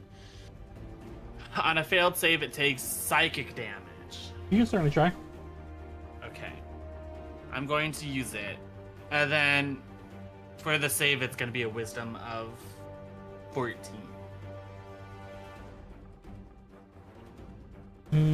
Wisdom. Yeah. Let's work with that. -2. That's a nat 20. You little piece of shit, bitch. Wow. Talk about a resilient undead. Okay, well, It still takes damage.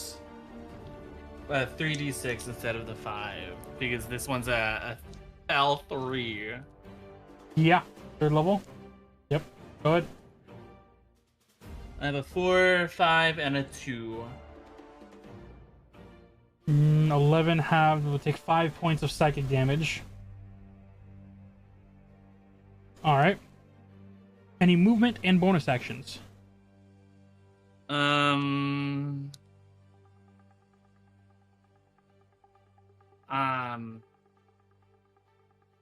Bardic inspiration.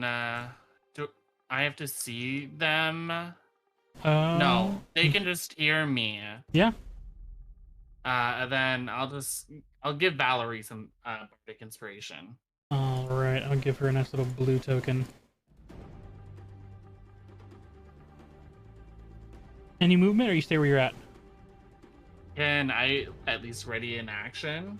Just, Well, you already used an action. Like if something can I just guard? Unfortunately, no. No. No, because that's No, because you used action. Yeah, that's technically an action. Okay. Yeah, I forgot what it's called, but you can actually not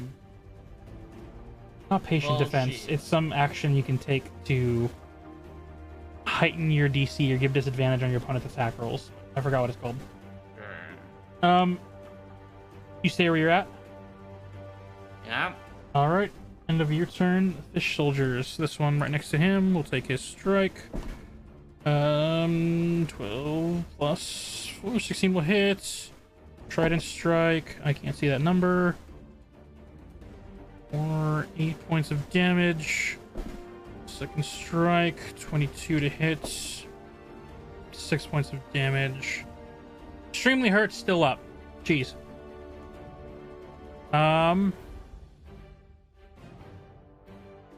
10, 15, we'll get up to this one. Strike. Fail. Second strike. Natural 19 for 23. 5 points of piercing damage to this one. Still up. Hurts. Fishfolk on tower will look down. Take a crossbow shot at that one. Fail. Okay. Fishboy here. We'll also engage the Spectre. Stab McStabbertons. Oh, cool. Fail. So 12. Fail. Second strike. Better for dirty 20. Stab. 7 points halved. 3 points of damage to the Spectre. As the Spectre return towards Fishboy. That's you. And he will continue steering the ship. That's the end of their turn. Up next, Delphi with Durant on deck. Sorry, Durant with Delphi on deck. There is a friend in front of me. I would like to smack the friend with a tiny hammer because I like being able to see what I'm doing. You swing with tiny hammer?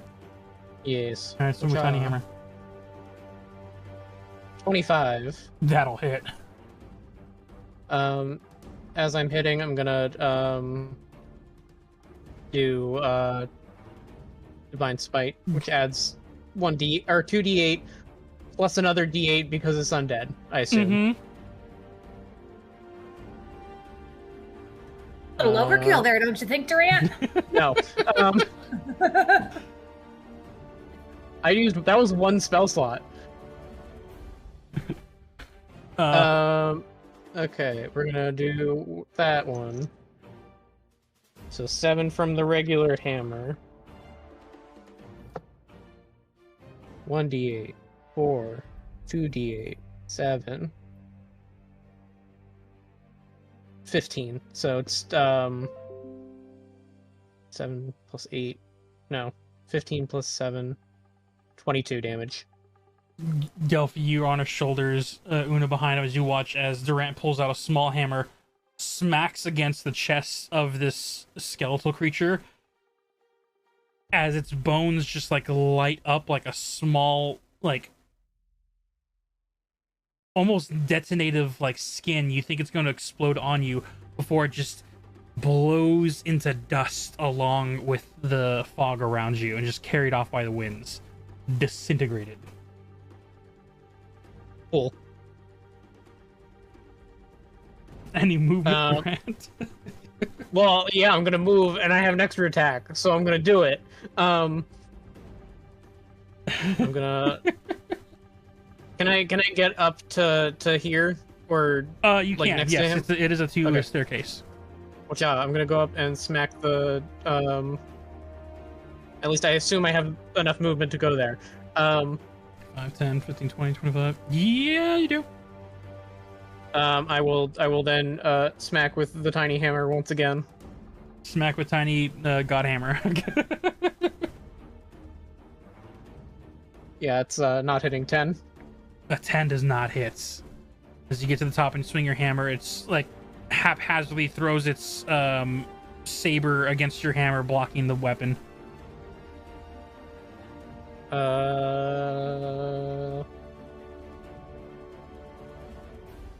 don't think.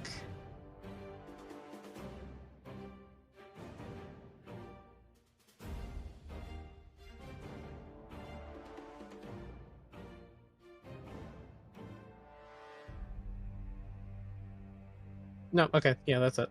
End of your turn. All right, Delphi, you're up with Una on deck. Will it be a disadvantage if I throw a firebolt at something, or is that only like a Baldur's Gate thing? It's disadvantage if it's out. If it no, that's only for melee. That's a ranged weapon thing. That's a Baldur's Gate thing. That's a Baldur's Gate thing. Yeah. Okay. So as long as you can see it, you won't have disadvantage. Okay. I'm gonna firebolt it. The one in front of you? Yeah. Let me get my dice. Da-da-da.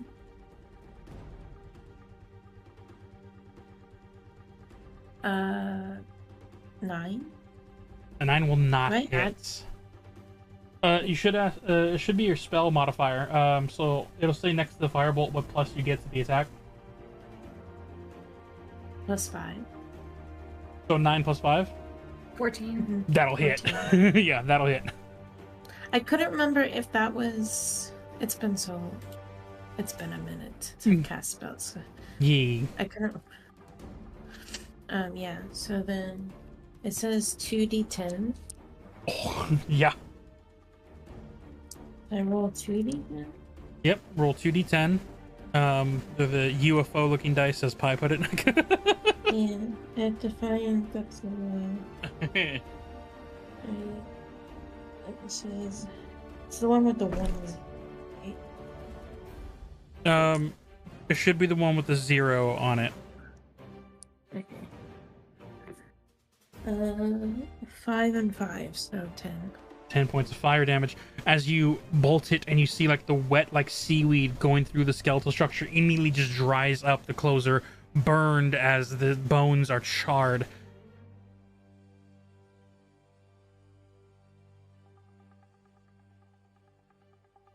I did not mark down. Yeah, this guy missed both shots.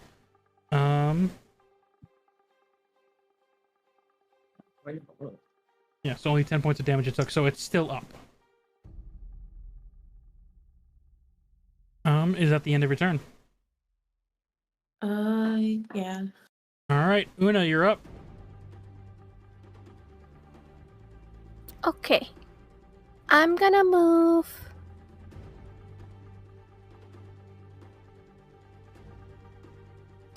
Hold on. Let me do the measurements one more time.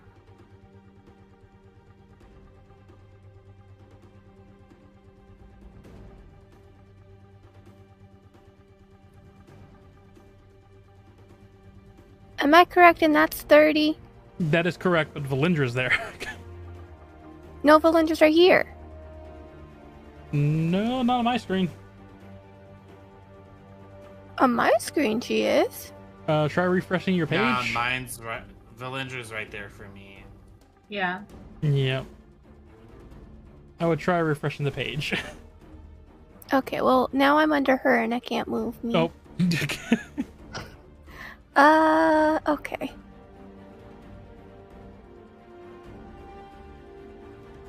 He's in 15 feet. Yep. I move my moonbeam to him. Also, my measurement went away. I think I might have just burned myself. Oh yeah, because it was right there. I'll say you'd be able to step around it, or you'll move the moonbeam as you like walk. Like it's like a shopping cart. You're just like pushing it forward.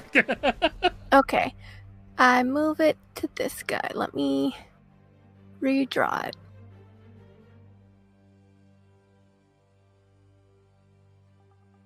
It's only supposed to be 5 feet. I thought 1 square was... Yeah, it's only 5 feet, but it's just that he basically does that, so anyone in that square will get hit. So the other two will be fine. But for now, he has to make a dex? Constitution saving throw. Con 14. Oof. That'll be a 23. Okay. I'm sorry, I just accidentally closed your stream. Hold on. How dare you? Let me fix that. I was more scared if you knocked water onto your computer or something. I was just like, are we about to lose connection? No. That's fine. He still takes half damage. Mm-hmm. And it's radiant because flippin' moonbeam. And that would be a 14. The halved or... Oh shit, the halved would be 7. 7. But then radiant damage, a moonbeam. It shines down and you see this specter-like ghost captain get hit and is on the brink of death's door. You see his specter form is barely trying to hold through the light of the moonbeam, shining through this fog-like substance of surrounding. Also, if it's a shape changer, it makes its saving throw with disadvantage. It is not a shape changer. Okay, fine. At its next turn, yes, but at its next turn, when it starts its turn there, it has to roll again. 16. Okay, so it's its turn now? It's the undead's turn now at the end of your turn, yep. Okay. Let me roll damage again. Half of 11 would be 5, right? But then... Radiant. Back up to 10. How do you want to do this? It burns into ash. Moonbeam is the bane of my existence. Moonbeam is my favorite spell. As the pillar of light shines on front of the specter creature, it tries quickly to leave its radiance, unable to in time, as it smolders to nothing and vanishes, dropping behind a small pouch that hits the deck of the ship. The other undead's turn that aren't immediately just getting damaged off the rip. This one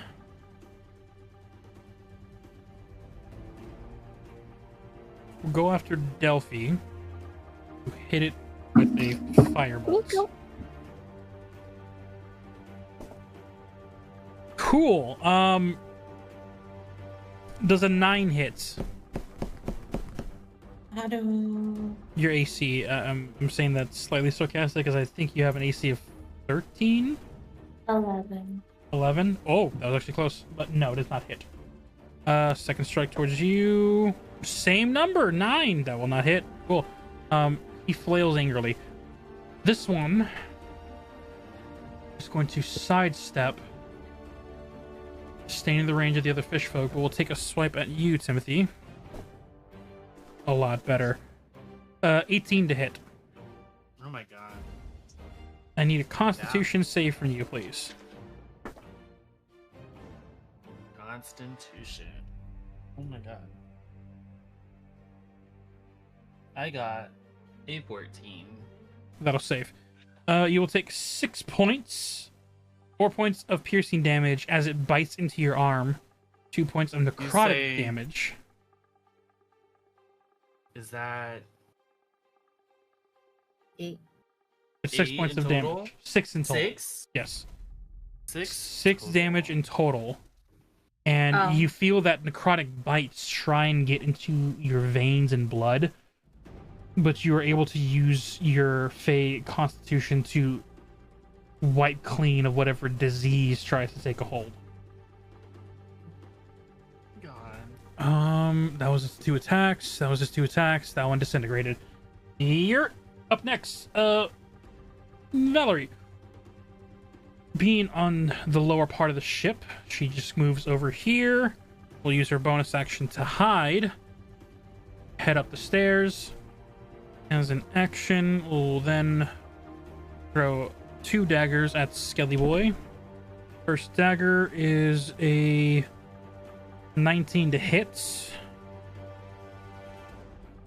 I'm your D4. Cool. 8 points of piercing damage. Oh, a sneak attack. Oh, 18 points of damage. Second dagger. Oh, that was so bad too, a bad hit. 15, 16, 17 will hit. And dagger. 1, 4, 14. Yeah. She gets to the top surface. Is like, Timothy, look out! Tosses 2 daggers across and will headshot and decapitate Skeleton Boy here. Good job.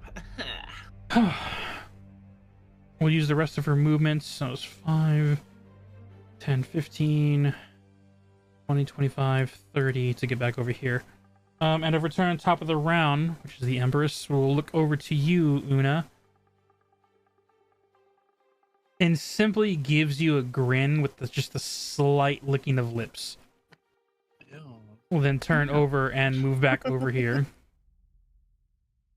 5, 10, 15, 20, 25. We'll approach with her glowing blade. These on heaven, it's a Skelly.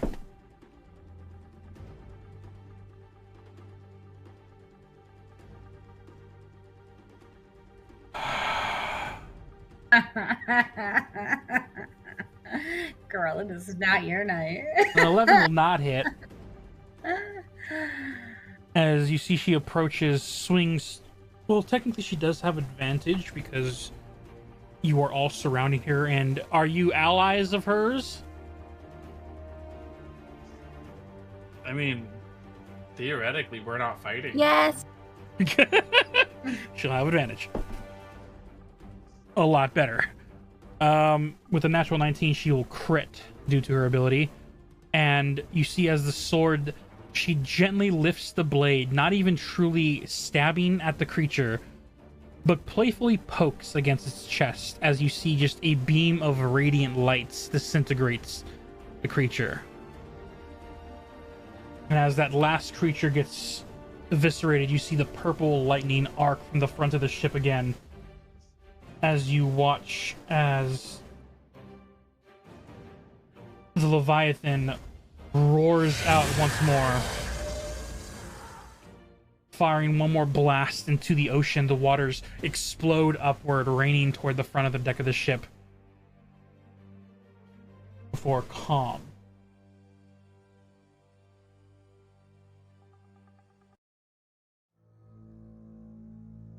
You hear the voice cry out normally from Riptide. That is the last of them. They are retreating.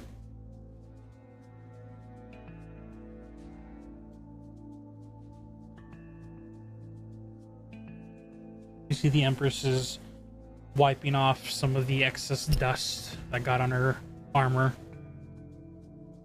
Well, wasn't that tons of fun? Trip's so exciting already.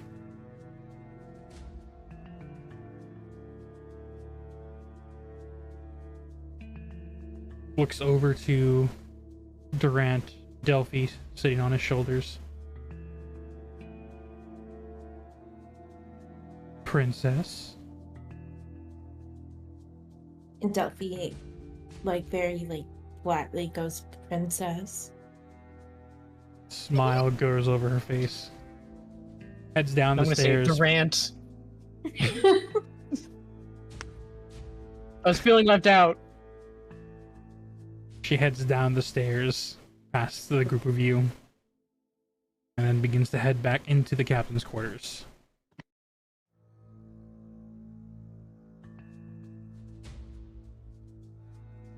Timothy's gonna make his way to his room, covering the bite mark that he got bit at, just because I want to. You were the person I'm upset with in the zombie apocalypse movie. So we're out of the fog now? You're not out of the fog, but Riptide has informed you that the rest of the undeads are fleeing now. Okay. The music. Music. The Leah's going to Going back up here. Leah's going to investigate what fell onto the deck of the ship when that spectral died. You go over and you find a small pouch on the floor.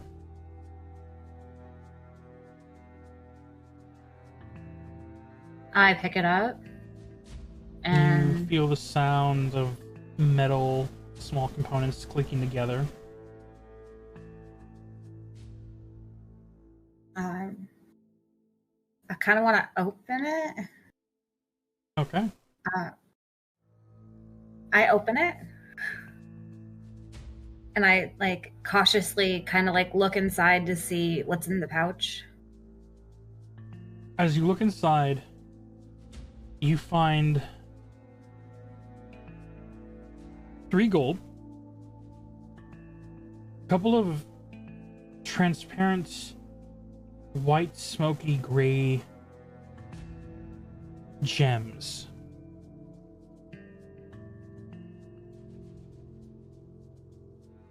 Can I roll a history check to see if I've seen anything like them before?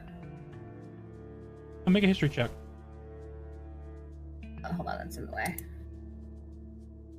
I don't have a bonus. 16. You know this gem to be of a court-like nature. Could fetch a good price in the markets if you sold it. I'm looking at probably the smoothness of this gem. I'm looking at a 10 gold. Can I roll an Arcana check? Yeah, make an Arcana check. Oops. Oh, that hit. Hold on, I have to reroll because it hit off the side. 12. You don't sense any Arcana coming off of the stone itself. Whether it be due to the seas or the other coin inside, it's actually decently polished. And with the extra gold that just comes from the side, just the small hull, nothing too crazy. Bless you. Thank you. Strange. Okay. I'm gonna take it over to Delphi, and just because, I mean, she might know something that I don't know. I'm gonna show it to Delphi. Okay. As you approach Delphi, show her the quartz as she sits on Durant's shoulders. You want me to do an Arcana check? Yeah, Delphi, can you look at this? I mean, I think it's kind of weird that like it just kind of like fell on the ship when that one creature died, but like you don't see anything weird about it, do you? What check do you want me to make? I mean, it's up to you. Like, I mean, I don't see anything, but I mean, I think it's kind of weird that they were just carrying it around. Lost treasure from a once sunken captain. Things from beyond. A battle that all have pursued and successfully vanquished the undead foes on this journey.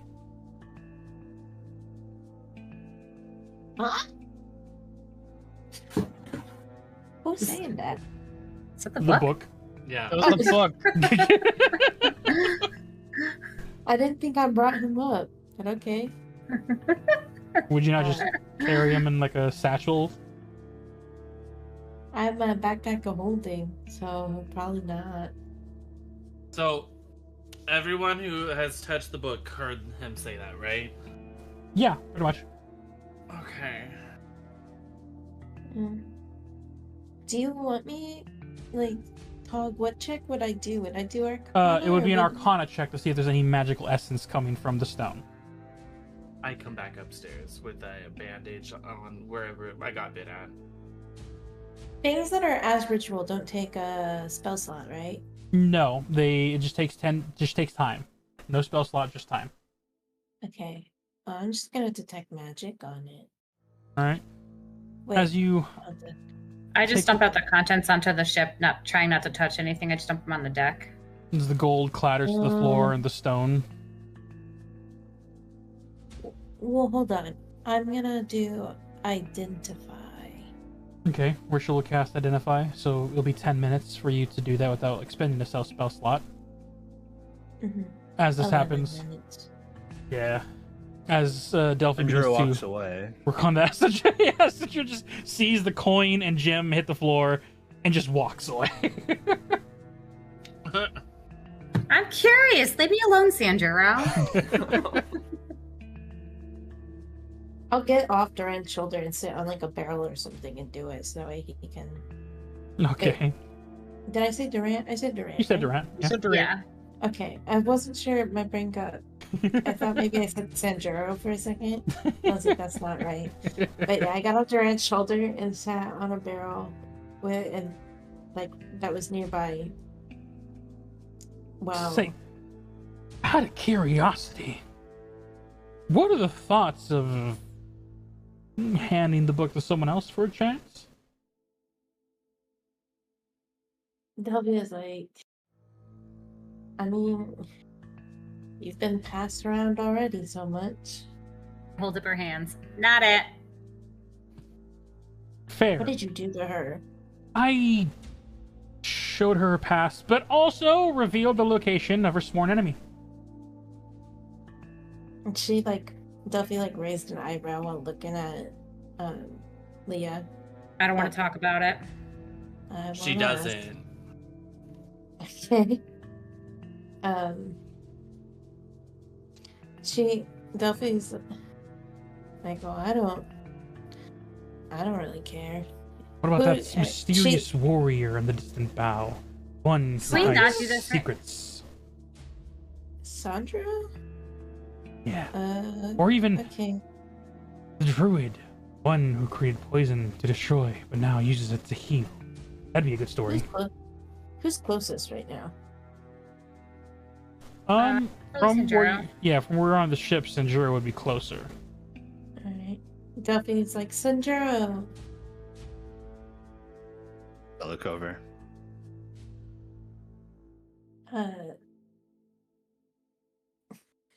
Sorry, the purple pulsing is cracking me up. Oh my god. I feel like pick me, my lord. I'm gonna roll back. So sorry, Sanjuro. She's gonna lose. They're gonna lose their mind. Okay. I'm gonna do this instead because I don't want this decision. Who would you rather talk to right now? There is a moment of silence.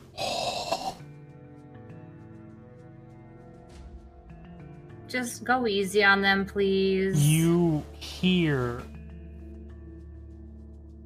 nothing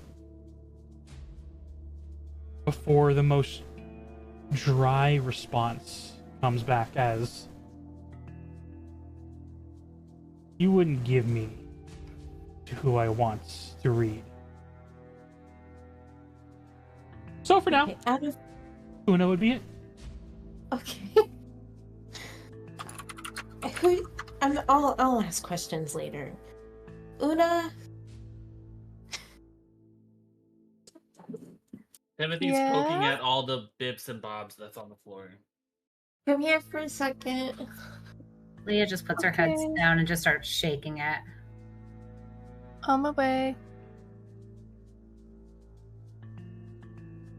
Una, as you approach, over. Delphi is on a barrel, casting Identify with the ritual over a gemstone and some gold scattered across.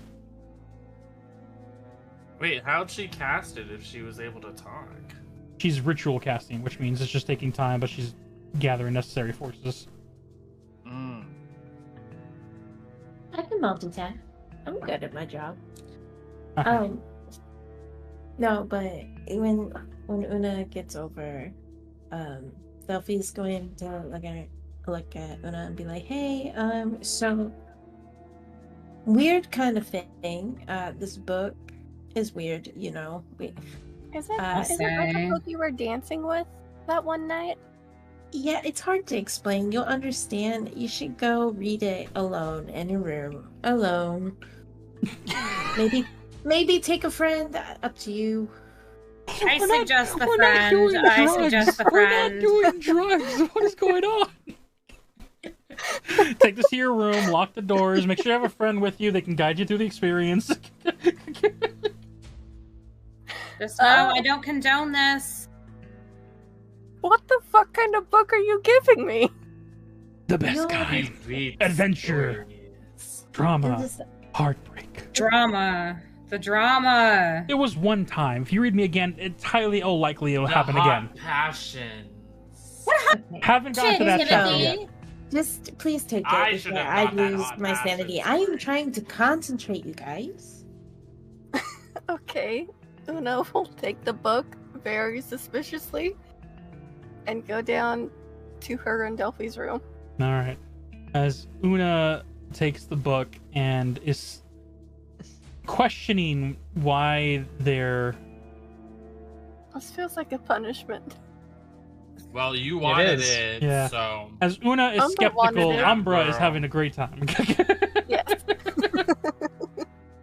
Head down to the lower ship. Valerie gets up to Yulia. What's that all about? It's a long story, and I don't have time to explain it. Aha!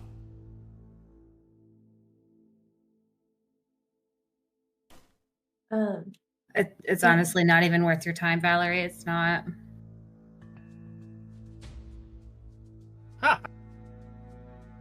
As Valindra will collect some arrows that she shot off, get into a resting position. As the rest of you stand near, either heading below deck or staying at top until Delphi finishes. 5 minutes into her ritual, easy enough time for Una to make it down to her room. Una, do you read from the book? Yeah, I'll read from the book. What languages do you speak? I speak... Hold on, I took the linguist feat, so I speak Abyssal, Celestial, Common, Draconic, Druidic, Dwarvish, Elvish, and Sylvan. You are able to decipher every... Why is... Oh my gosh. It's the things you guys do. I love the hidden tropes you guys put everywhere. The guy waving at me from the lower section. Captain Goldpaw now having whiskers and ears. It's the love notes that I receive from chat. They're my friends. Saying you guys, like it wasn't just me. I didn't even notice him down there.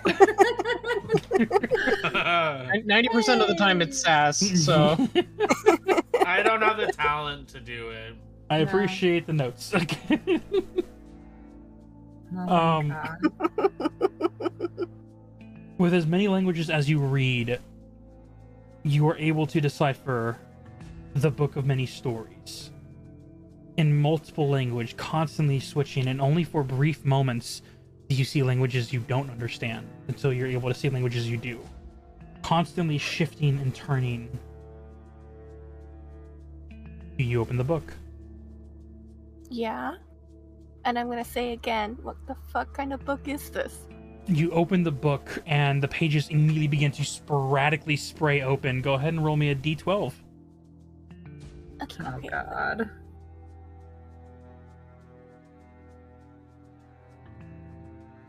$12! You might think that's good, Una. Don't get too excited. Oh, that's good. Yeah, I rolled a nat 1 and got to go see a god, so I rolled 6 and he punished me. I don't even remember what I rolled. I don't like the look on Tug's face. Josh, I've waited so long for this book. Be nice to me. Can you all agree with me that this book is evil? Now, please, finally. Yes, you and I do not agree about him very much, but I agree with you on that. As the book sporadically sprawls open through pages, Una's comment of, "What the hell is this book?" will gently lay her hand down to stop the pages from turning, until it reaches the last page, written completely. As a voice for the first time enters Una's head. One that's not only startles you, but leaves you questioning. As a simple phrase as you read the chapter of the title enters into your head. Do you want to play a game? Oh my god. I throw the book. As you chuck the book off and it hits the floor, you see the book immediately closes. Bright light begins to emanate from your room as the light shines from under the door into the hallway. You are being blinded by lights. And that's where we're going to end today's session. My God. You all agree with me that this book is fucking evil. I say we go longer since we don't D&D next weekend.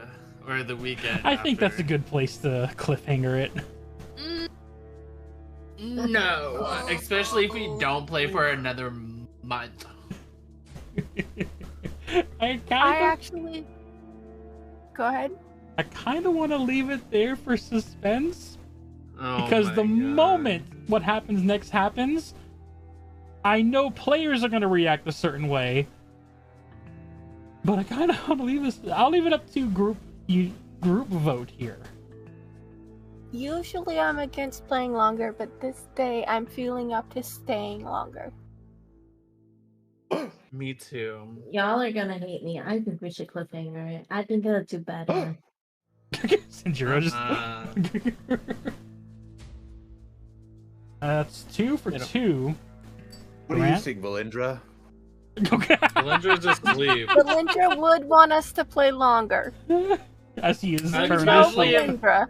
Especially- Valindra would want us to play longer if Especially Valindra was since here. he missed the last 2.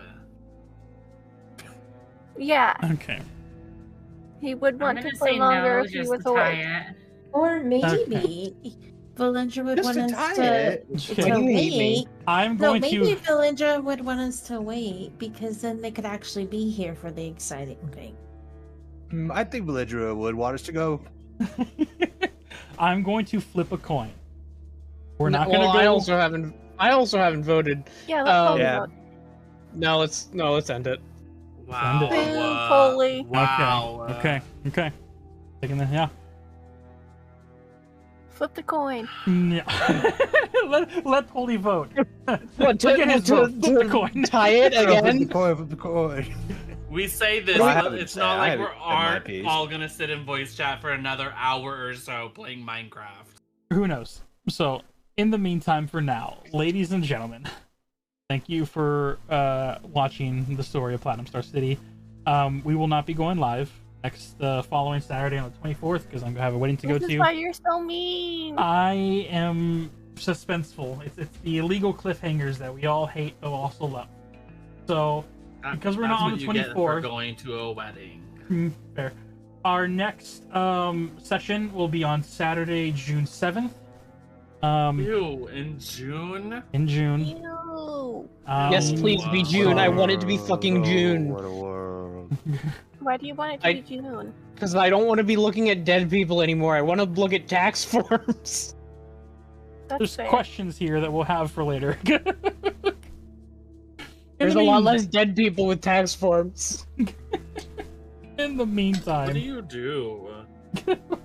questions for later. I hope y'all enjoyed the suspense, the battle, and whatever comes after the light dims, if Una is still in her room or not. But in the meantime, I hope y'all have a good night, and we will see y'all next Do video. we level up? We level up now, right? We'll talk. I think we should. You said fuck? we would. We'll talk. Have a good night.